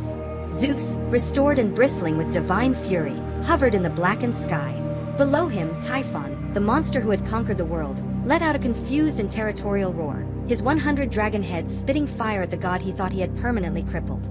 The trap had been sprung, the king was free, and the real war for the cosmos was about to be decided. Far away, hiding in the reeds of the Nile, the cow that was Hera felt the surge of her husband's renewed power. The hawk that was Apollo saw the lightning flash. The terror that had paralyzed the gods was finally broken, eclipsed by the profound shame of their cowardice and a new surge of hope. One by one, the Olympians shed their humiliating animal disguises, reassumed their divine forms, and took to the sky. They flew from Egypt, a streak of light across the sea, returning to their king. Hera, Poseidon, Apollo, Artemis, the whole pantheon, the new government of the world, returned to the fight. They were too late to help Zeus win the Titan War, and they had abandoned him to Typhon. They would not fail him again. Typhon saw the gods return and roared in defiance. This was not the quick victory he had been promised. This was war. But Zeus had learned his lesson. In the first battle, he had been arrogant. He had fought the monster up close, trying to wrestle the earth, and Typhon had dismembered him for it. Now, there would be no grappling. There would only be the sky. Zeus commanded his siblings to attack the flanks, to distract the monster, while he ascended, becoming the eye of his own storm. The battle that followed dwarfed the Titanomachy. This was not an army against an army. This was the new order of the cosmos against the ultimate embodiment of chaos. Typhon hurled his weapons first, ripping the mountains of Thessaly from their foundations and throwing them, whole, at the gods. But Zeus, now fast, restored and mobile, dodged the projectiles, blasting them into gravel with his master bolts. Poseidon struck the earth with his trident, attempting to shatter the ground beneath the monster. But Typhon was Gaia's son, the earth was his ally. The battle became a running chase across the globe. The Cyclopes, seeing their king restored, returned to their forges on Olympus, working with frantic speed, creating an endless supply of lightning, which Hermes, in his role as messenger, delivered to his father in the sky, replenishing his arsenal. Zeus rained down hundreds of bolts, a sustained bombardment of divine artillery. He seared the 100 dragon heads, boiling the venom in their throats. He blasted the massive viper legs, leaving scorched craters where the monster stepped. Typhon roared in agony, his power still immense, but his enemy was now relentless and, crucially, unreachable. As the battle raged, Typhon, wounded and tiring slightly, saw 3 ancient figures watching from a distance. They were the Moirai, the 3 Fates, the very entities who had spun the prophecy of Cronus, and who now watched this new prophecy unfold. Typhon, desperate to regain the strength Gaia had promised him, approached them. "Give me sustenance," he roared. The Fates, their loyalty secretly aligned with the order Zeus represented, offered the monster a handful of fruit. "Eat this, son of Gaia," they whispered. "This is the ephemeral fruit of power. It will grant you strength for your victory." Typhon, arrogant and seeing only victory, devoured the fruit. But it was a trick. It was the food of mortals. It did not poison him, but it tethered his infinite, primordial endurance to a mortal concept, stamina. For the first time, the monster felt a profound weariness. His immortal power, bound by mortal food, began to wane. Zeus sensed it immediately. The monster was slowing. His dragon heads were drooping. His attacks were becoming desperate, less strategic. Zeus knew it was time to end this. He drove Typhon back, cornering him near the coast of Italy, by the island of Sicily. The monster made his last stand, gathering all his remaining power for one final, volcanic eruption. But Zeus was ready. He ascended to the very edge of the atmosphere, gathering not one bolt, but the power of the entire storm. He channeled the cold fury of his time in the cave, the rage of his imprisoned siblings, and the full authority of his crown. He created one, single, massive ultimate bolt, a spear of concentrated daylight and destruction. He hurled it down, striking Typhon square in the chest. The impact vaporized the nearest ocean, the sound shattering the barrier between worlds. Typhon was struck with the full, unfiltered power of the new king. The monster fell, crashing down upon the earth, his massive body creating a new valley. But he was Gaia's son. He was immortal. He was defeated, but he was not dead, and he was still breathing fire. He could not be cast into Tartarus. Tartarus was his father, and Gaia his mother. He could not be contained by the prison he was born from. Zeus looked down at the writhing monster, and knew he had to be buried. He looked at the largest mountain on the island of Sicily, Mount Etna. Gathering the last of his war strength, Zeus, with the help of Poseidon who shook its foundations, lifted the entire mountain into the sky. Zeus dropped Mount Etna directly upon the screaming, struggling body of Typhon. The monster was pinned, crushed, and buried beneath the weight of an active volcano. The Olympians stood victorious. The cosmos was, finally, silent. Gaia's champion was defeated, trapped forever. The greatest threat to the new order was neutralized. The age of the Olympians was now truly secure. But even today, the victory is not total. When Mount Etna trembles, when it spews smoke and fire and lava, it is not a natural disaster.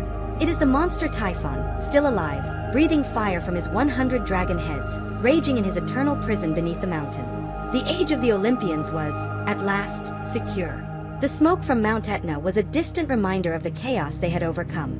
Mount Olympus, once a military fortress, was rebuilt into a glittering palace of divine light. The new pantheon established their order. Zeus, the king, ruled the heavens with authority and law. Poseidon built his coral palaces beneath the sea, and Hades governed the silent, orderly kingdom of the departed. The cosmos was balanced. The new government, forged in war and catastrophe, finally had peace. After defeating Typhon, Zeus consolidated his power not just through fear, but through alliances. His first and greatest ally, the one who had made his victory possible, was Metis, the Titan goddess of cunning, prudence, and the deepest forms of wisdom. She was the intellect behind his revolution, the strategist who had devised the emetic to free his siblings. It was only natural that the new king of order would marry the goddess of wisdom. Zeus took Metis as his first wife, and their union signaled a new era, a reign that would be governed not by brute force like Uranus, or paranoid reaction like Cronus, but by intelligent design. It seemed perfect. The cycle of tyranny was broken. The universe was thriving. And soon, Metis announced that she was pregnant. This should have been the ultimate celebration. An heir for the new king, born of strength and wisdom. But the universe was not finished with the lessons of the past. The echoes of Cronus's crimes still lingered. Gaia, the earth, defeated but not destroyed, her greatest champion Typhon buried but her rage over her imprisoned Titan children still simmering, issued a new prophecy. Or perhaps it was the Moirai, the fates themselves, ensuring that destiny would run its course. The prophecy was delivered to Zeus, and it struck him with the cold dread of inheritance. The prophecy stated that Metis, his wife, would bear him 2 children. The first would be a daughter, a goddess of wisdom and war, whose mind and power would be the equal of her father, Zeus himself. But the second child, the prophecy warned, would be a son. And that son, born of the union of the Sky King and cosmic wisdom, would be destined to fulfill the ancient pattern. He would be the god who would rise up, overthrow his father, and take the cosmos for himself. The peace of Olympus shattered. Zeus, the liberator, the stable ruler, was instantly plunged into the exact same existential nightmare that had driven his father, Cronus, to madness.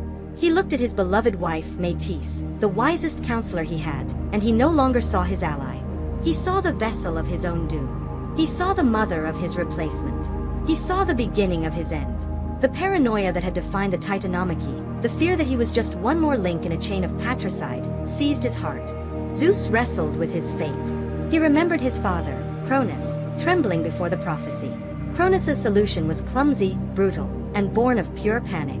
He had devoured his children one by one, a messy solution that ultimately failed, as the children remained alive within him, waiting for a savior.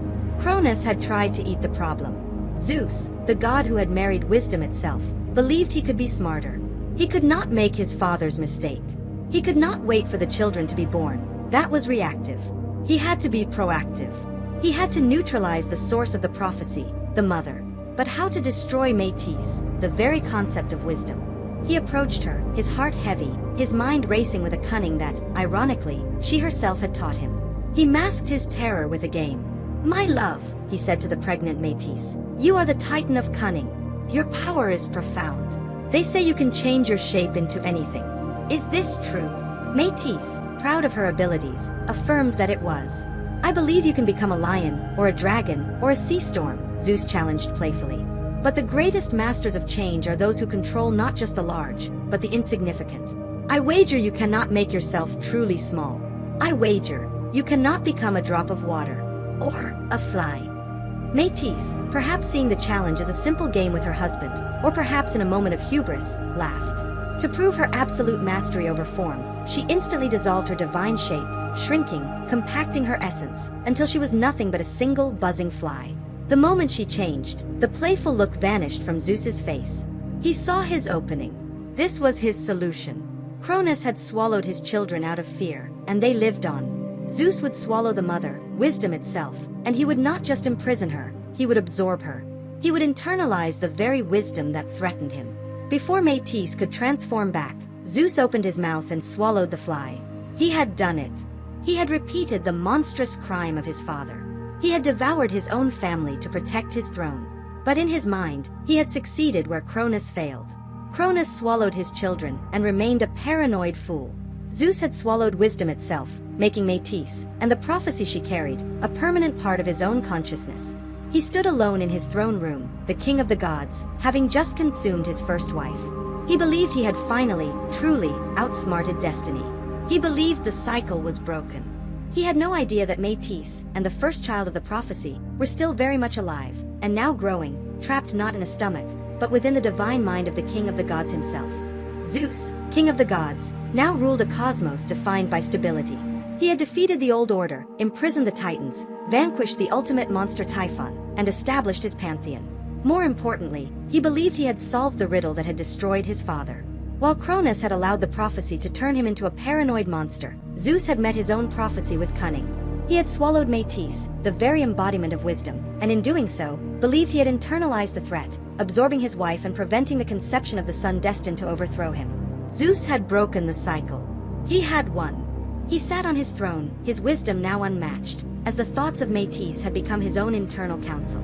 He proceeded with building his new world, even taking a new, official queen, his sister, Hera, the goddess of marriage, to stabilize the divine family.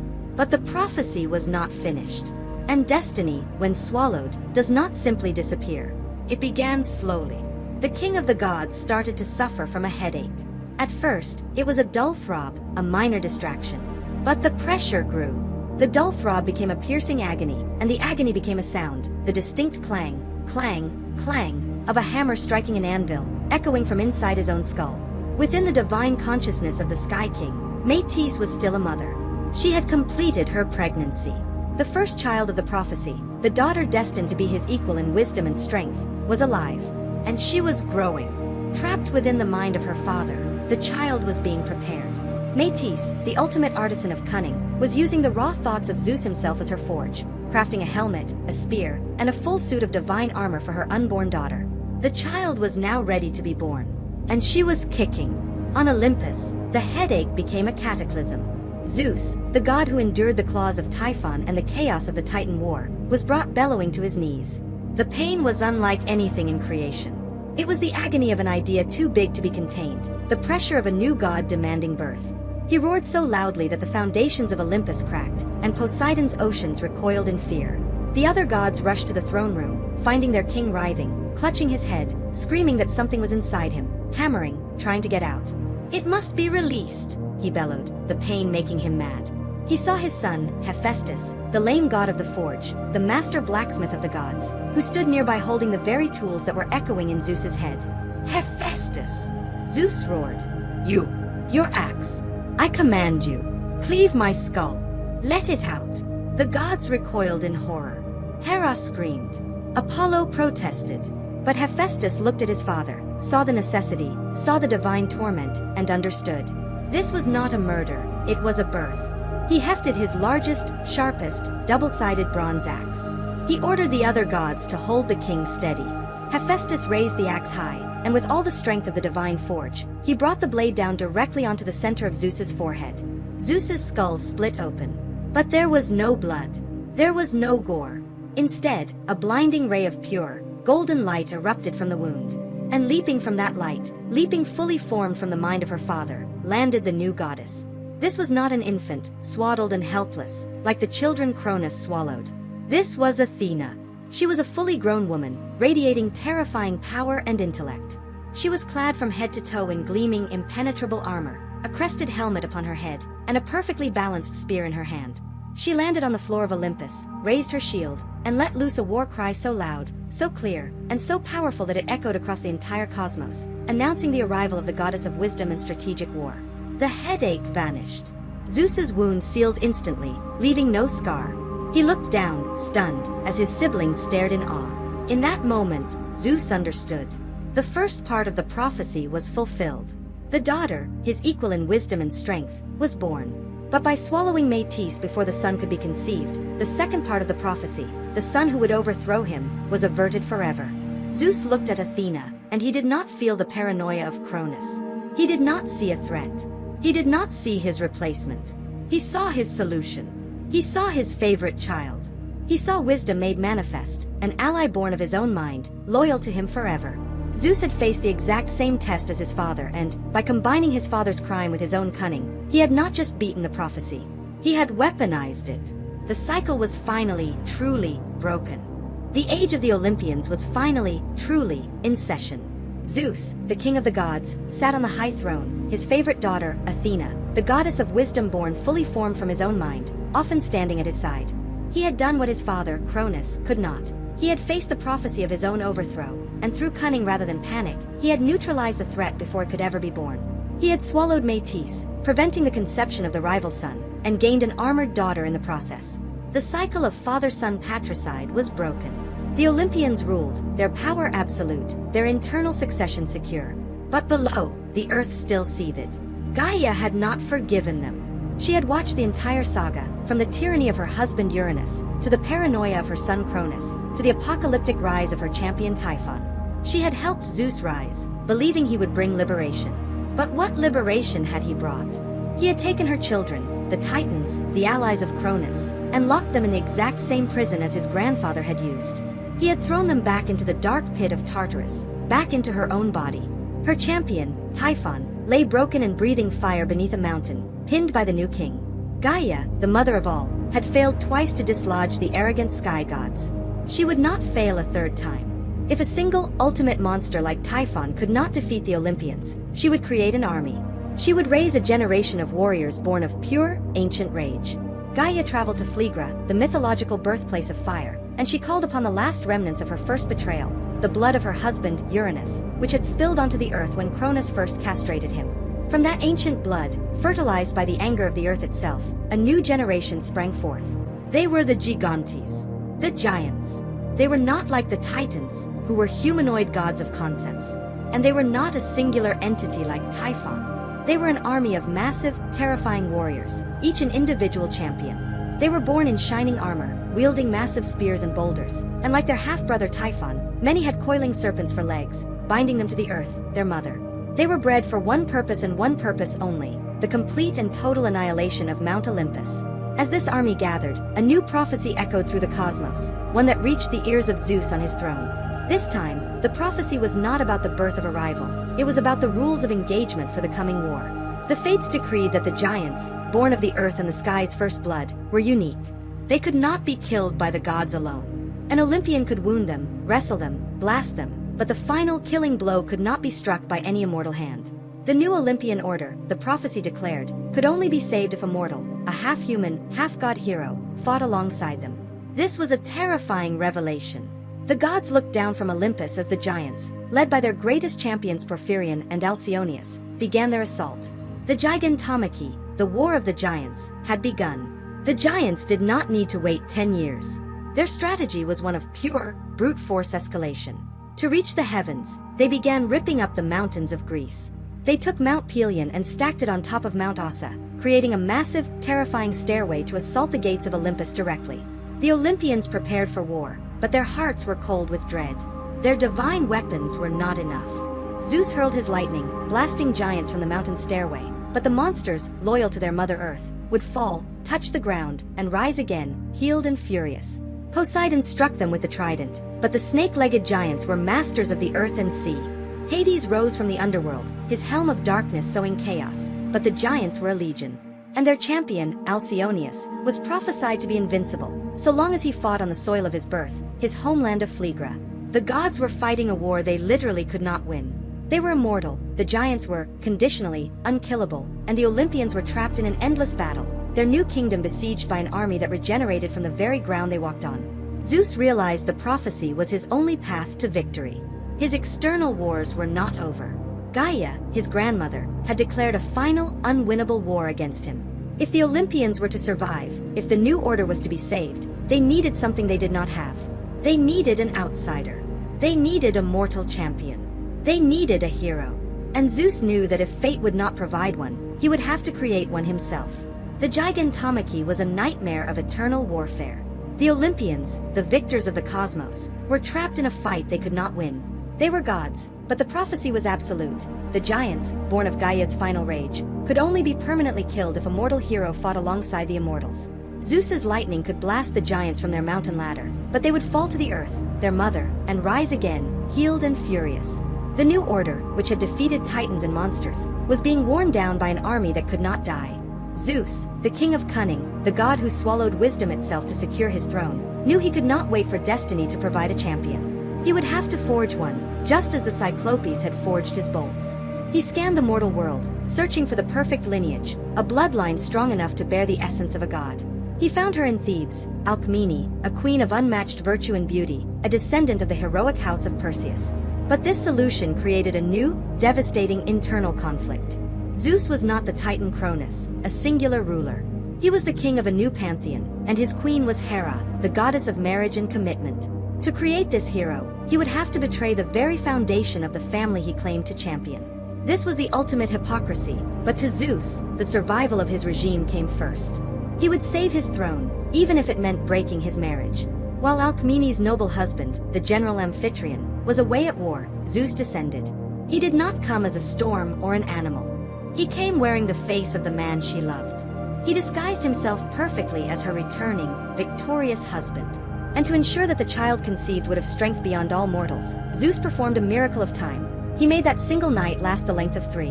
On that long, deceptive night, the savior of Olympus, the hero Heracles, was conceived.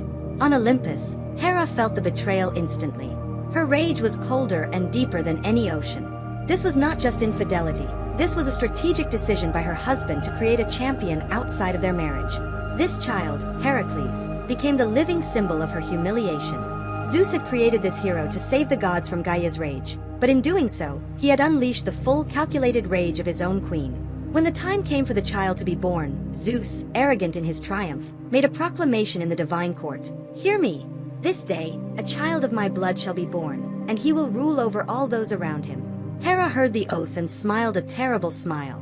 She would use his own arrogant words to break his new champion. She flew from Olympus immediately. First, she went to the goddess of childbirth and commanded her to delay Alcmene's labor, to magically seal the womb. Alcmene screamed in an agonizing, arrested labor that lasted for days. While the true hero was held back, Hera flew to the palace of Heracles' cousin, Eurystheus. Though he was premature and sickly, Hera forced his birth, speeding his arrival into the world. Eurystheus was born first. By the time Heracles was finally born, days later, Zeus's oath had already been fulfilled. The sickly Eurystheus, not the divine hero, was the one born that day who was now destined to rule. Hera had ensured that the savior of the gods would be born a servant to a lesser king. But her revenge was just beginning. The child was born. Alcmene named him Heracles, which ironically means the glory of Hera, perhaps in a desperate attempt to appease the furious queen. It did not work. Hera decided to end the threat before it could ever challenge a giant. Weeks later, as the infant Heracles and his fully mortal twin brother, Iphicles, lay sleeping in their nursery crib, Hera sent 2 agents of death. They were not assassins, but symbols of her power. 2 massive, monstrous serpents, their scales glittering in the moonlight, slithered into the room, their venomous fangs ready to kill the baby who represented her husband's betrayal. The serpents coiled into the crib. The mortal twin, Iphicles, saw them and screamed in pure terror, trying to crawl away. But Heracles, the demigod, the champion, woke up. He did not cry. He did not recoil. The infant, filled with the strength of the 3 knights, looked at the terrifying monsters with curiosity. As the snakes lunged to strike, the baby shot out his 2 small, chubby fists. He grabbed one massive serpent in his right hand and the other in his left. The serpents writhed, their power useless, their coils crushed. The nurses and Alcmene burst into the room, alerted by the mortal twins' screams, expecting to find a massacre. Instead, they found the infant Heracles, sitting up, gurgling happily, energetically strangling the life out of both giant snakes. He held them aloft, one in each hand, shaking them like they were rattles. Alcmene stared in terror and awe. On Olympus, Zeus watched, and he smiled. The champion had survived his first test. The hero needed to save the gods was finally ready to grow. But he would grow hunted, tormented, and opposed at every turn, not by Gaia, but by the vengeful queen of heaven herself. The universe was locked in its 3rd great war. The Gigantomachy raged. The Olympian gods, now veterans of cosmic conflict, fought desperately, but they were trapped in an unwinnable stalemate. The giants, born of Gaia's endless rage over the imprisonment of the Titans, swarmed the slopes of Olympus. Zeus blasted them with lightning, Poseidon battered them with the sea, but the prophecy held true: no god could strike a killing blow. The monsters would fall, only to be healed by their mother, the earth, rising again more furious than before. The Olympians had the power to fight forever, but the giants had the power to never lose. This stalemate could only be broken by the mortal champion Zeus had risked the wrath of his own queen to create. Heracles had grown. He grew under the relentless, hateful gaze of Hera, who tormented his every step. But her hatred only forged him into the perfect weapon, a mortal man possessing the strength of a god, tempered by a lifetime of suffering. The time had come. Zeus summoned his son to Olympus. Heracles arrived at the gates of the gods, his massive club in hand, his bow on his back. He looked upon the battle, the gods he was born to save, and the queen who had tried to murder him in his crib. Athena, his half-sister, born of the mind of their father, was the first to greet him. She was wisdom and war, and she understood the prophecy. "They cannot be killed by us," she explained quickly, gesturing to the chaos. "And some have their own rules. Their champion, Alcyoneus, the one they follow first, cannot die at all, so long as he fights on Phlegra, the land of his birth. We can wound. Only you, a mortal, can kill. We must work together." The battle re-engaged, but this time, it was not a chaotic melee, it was a series of calculated strikes. The first target was Alcyoneus. The giant stood defiant, laughing as Zeus hurled a master bolt that blasted him flat, only for the giant to rise again, grinning, healed instantly by the soil of his homeland. Heracles saw his opening. While the gods rained down fire and lightning to distract the champion, Heracles charged. He did not try to kill the giant. Instead, he shot him with an arrow dipped in the Hydra's poison, a mortal wound that caused agonizing pain. As the giant roared, stunned by this new feeling, Heracles tackled him, wrapping him in his massive arms. With all his demigod strength, Heracles began to drag the colossal giant, pulling him, foot by screaming foot, away from the healing soil of Phlegra.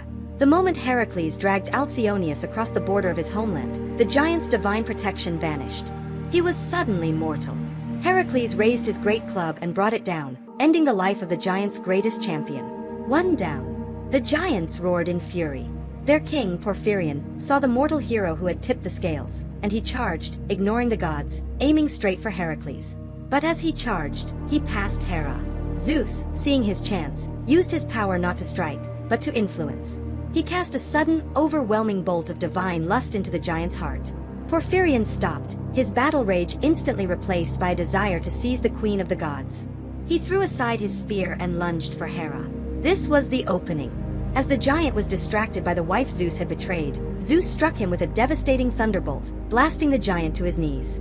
Before Porphyrion could recover, Heracles was there. He drew his bow and fired an arrow, the mortal strike that, combined with a divine wound, killed the king of the giants. The war became a series of these divine and mortal partnerships. The tide had turned.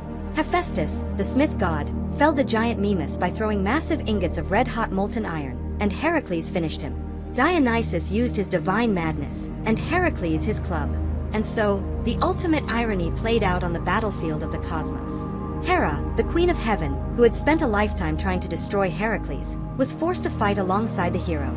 She watched as the illegitimate child of her own husband saved her kingdom, his very existence a reminder of her humiliation, yet his actions the source of her salvation. This was the complicated, messy, and dysfunctional family that had replaced the simple tyranny of Cronus. The giants fell, one by one. Their mountain ladder was torn down. Their army was broken. Gaia's final, desperate attempt to avenge the imprisonment of the Titans had failed. The Earth Mother was finally silent. Her rage was spent. She had no more monsters, no more giants. The Olympian order was, at last, undisputed. The three great wars were over. The Titanomachy had overthrown the past. The Typgonomachy had defeated chaos.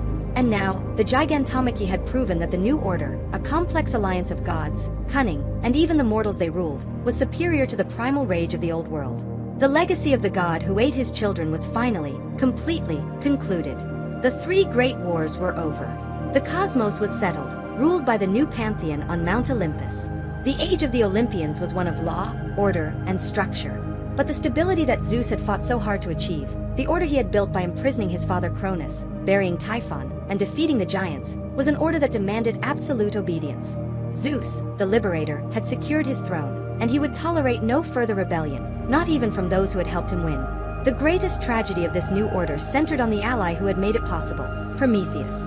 Prometheus was the titan of forethought. He had betrayed his entire generation, turning his back on his father Iapetus and his brother Atlas, to side with Zeus during the Titanomachy. He did this because he saw the future. He knew Cronus represented stagnation and paranoia, while Zeus represented a dynamic new future. It was Prometheus, alongside Métis, whose counsel had helped Zeus navigate the 10-year war. But now that the wars were won, a new conflict arose: the management of mortals. Humanity, the young, fragile creation that inhabited the earth. To Zeus, humanity was a tool, a source of worship and sacrifice, necessary for the gods' power, but creatures that must be kept weak, ignorant, and fearful. He decreed that mortals would live in the cold and the dark, subservient forever. Prometheus looked at Zeus's new order, and he saw the same cold calculation that had defined Cronus. He saw tyranny. Prometheus, unlike the Olympians, genuinely loved humanity. He saw their potential, their spark. He saw that Zeus was hoarding the one tool that could lift them from the mud: fire. Fire meant warmth, it meant cooked food, it meant protection from predators, and it meant the birth of technology and civilization. Prometheus argued with Zeus. He pleaded for humanity. Zeus refused. His order required a distinct hierarchy. Gods ruled. Mortals served. Fire belonged to the gods. So, Prometheus, the ultimate revolutionary, made his choice. He had betrayed the Titans to install Zeus. Now, he would betray Zeus to save humanity. In an act of ultimate defiance, Prometheus traveled to the Forge of the Gods, stole a glowing ember of the sacred fire, hid it within a hollow stalk of fennel, and traveled to Earth. He presented this gift to the shivering mortals, teaching them how to use it, how to build, how to forge, and how to think. He gave them civilization. When Zeus looked down from Olympus and saw the smoke rising from 1,000 mortal settlements, his rage was absolute. This was not just theft. This was treason.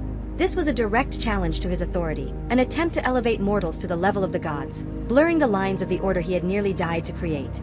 He had imprisoned the Titans for their rebellion. He had buried Typhon for his. Now he would make an example of Prometheus, an example so horrific it would ensure no one, god, titan, or mortal, would ever defy him again. Zeus did not merely banish Prometheus. His punishment was eternal, calculated, and symbolic. He had Prometheus dragged to the furthest edge of the world, to the Caucasus Mountains. There, he ordered Hephaestus to chain the Titan to a massive pinnacle of rock, his arms and legs bound by unbreakable adamantine. Prometheus was chained, exposed to the elements, frozen at night and baked by the sun. But this was only the beginning of the torment. Zeus had inherited his father's cruelty, refining it from simple consumption to a cyclical, psychological torture. Every single morning, Zeus sent his personal emissary, a monstrous eagle, the eagle of the Caucasus. The eagle would land on the bound Titan's chest. And then, slowly, meticulously, the bird would begin to eat. It tore through Prometheus's flesh and devoured his liver. Prometheus, being immortal, could not die. He could only scream, forced to remain conscious as he was consumed. At night, the eagle would fly away, and Prometheus's immortal body would heal. His liver would grow back completely, making him whole. He would have just a few hours of darkness, knowing that when the sun rose, the eagle would return, and the entire horrific process would begin again. Day after day, for eternity. This was the new order. This was the justice of Zeus. Cronus, the paranoid tyrant, had swallowed his own children whole, a monstrous act of panicked consumption to protect his power. Zeus, the calculating king of order, had his greatest ally consumed piece by piece, every day, forever, to protect his power. The cycle of brutal consumption, the defining legacy of Cronus, had not been broken. It had simply been refined. The Olympian order was secure, won through 3 cataclysmic wars. But the stability of Zeus's new government came at a terrible price, creating both heroes and victims. The 2 most prominent figures left dangling by the fallout of the Titanomachy were Prometheus, the ally Zeus brutally punished, and Heracles, the son Zeus created specifically to clean up the final mess. Heracles' life was defined by the conflict that created him. He was the solution to Gaia's rage, but the target of Hera's. Because Hera had tricked Zeus's oath, Heracles was forced into servitude under the weak king Eurystheus. Hera, using the king as her puppet, drove Heracles into a life of impossible challenges, the 12 labors. She did this hoping the mortal world would destroy the hero she despised.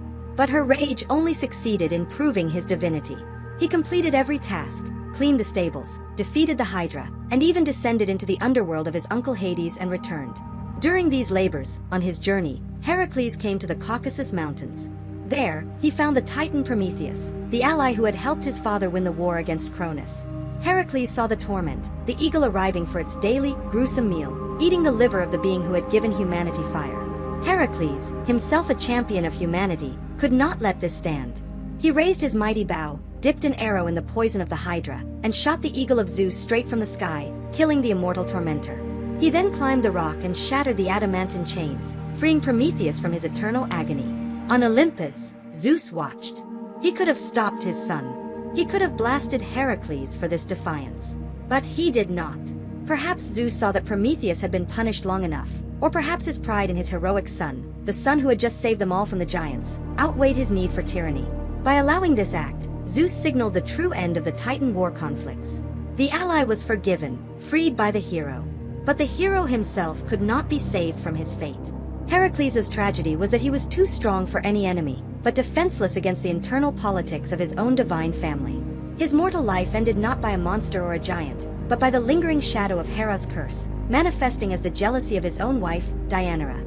Tricked by a dying centaur, Deianira believed Heracles was leaving her.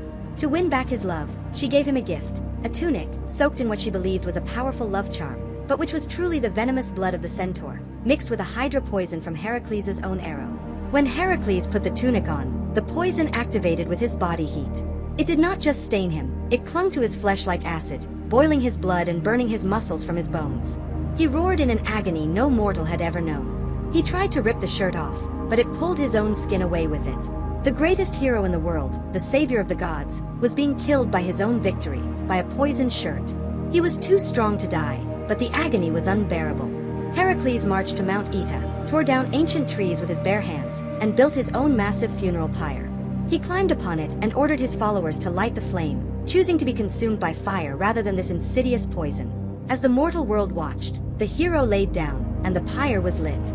As the flames consumed his mortal body, burning away the poison, the pain, and his human half, Zeus watched from Olympus. This could not be the end.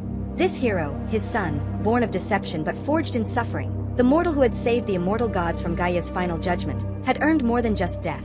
Just as the fire reached the hero's divine spirit, Zeus acted. He sent his chariot, and Athena herself drove it down from the heavens.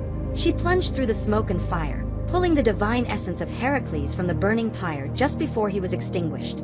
Athena carried her brother up, ascending past the moon and stars, through the gates of Olympus. Heracles arrived not as a guest, but as a god. His mortal parts were gone. He was given true immortality, the ultimate reward.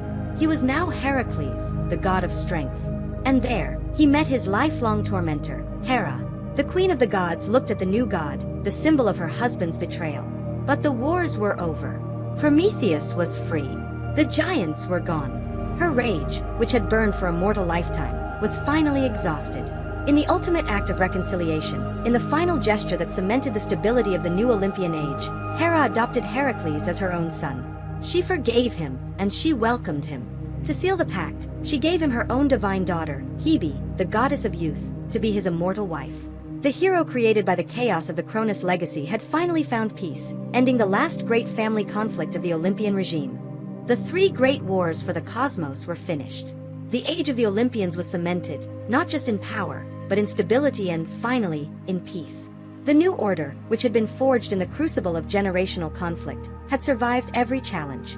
The paranoia of the past, the core trauma of the dynasty, was finally put to rest.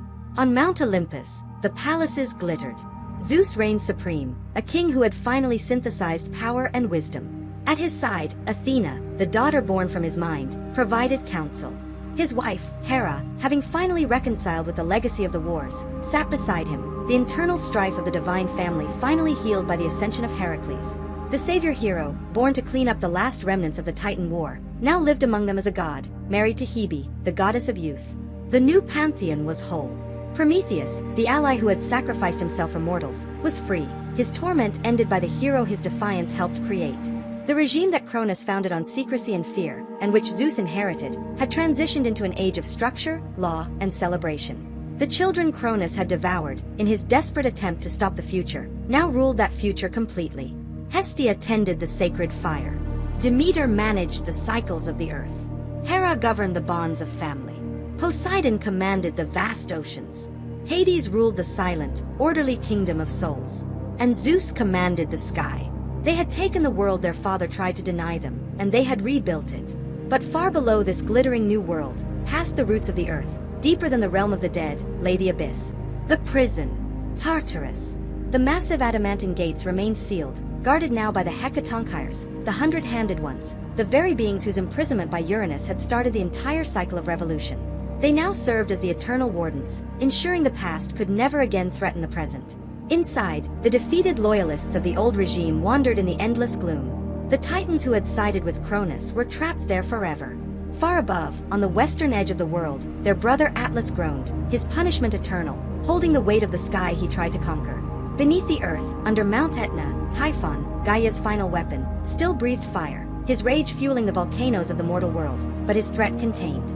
But deeper than the titans, deeper than any other prisoner, in the lowest, darkest pit of the abyss, was the king who started it all. Here sat Cronus. He was bound in the unbreakable, glittering chains forged by the Cyclopes, the very children his father had imprisoned, and whom he himself had betrayed. He was alone in the dark. There was no throne here. There was no kingdom. There was no sky, no adoring wife, no revolutionary thrill. This was the god who ate his own children. The titan who, fearing destiny, embraced monstrosity. He had received the prophecy that his children would overthrow him, and in his paranoid attempt to stop the future, he had swallowed them. He had literally tried to consume time itself. And he had failed. Now, time was all he had. He was trapped outside the world his children had inherited, a living monument to the past, a prisoner of the paranoia he could not overcome. The revolution that had begun when he first took the sickle from his mother, Gaia, had ended with his own children fulfilling the very destiny he fought. He had traded supreme power for an eternity in the dark, chained and defeated. The cycle was finally over, but only because the son, Zeus, had faced the same test and found a different solution. Cronus, the paranoid king, had swallowed his children and was defeated by them. Zeus, the cunning king, had swallowed wisdom, averted his own overthrow, and secured his reign forever. In the dark, Cronus, the former king of the cosmos, the original tyrant, remained. Defeated. Forgotten. Alone. While above, the 6 children he had tried to erase from existence ruled the universe in his place, their victory absolute and their reign eternal.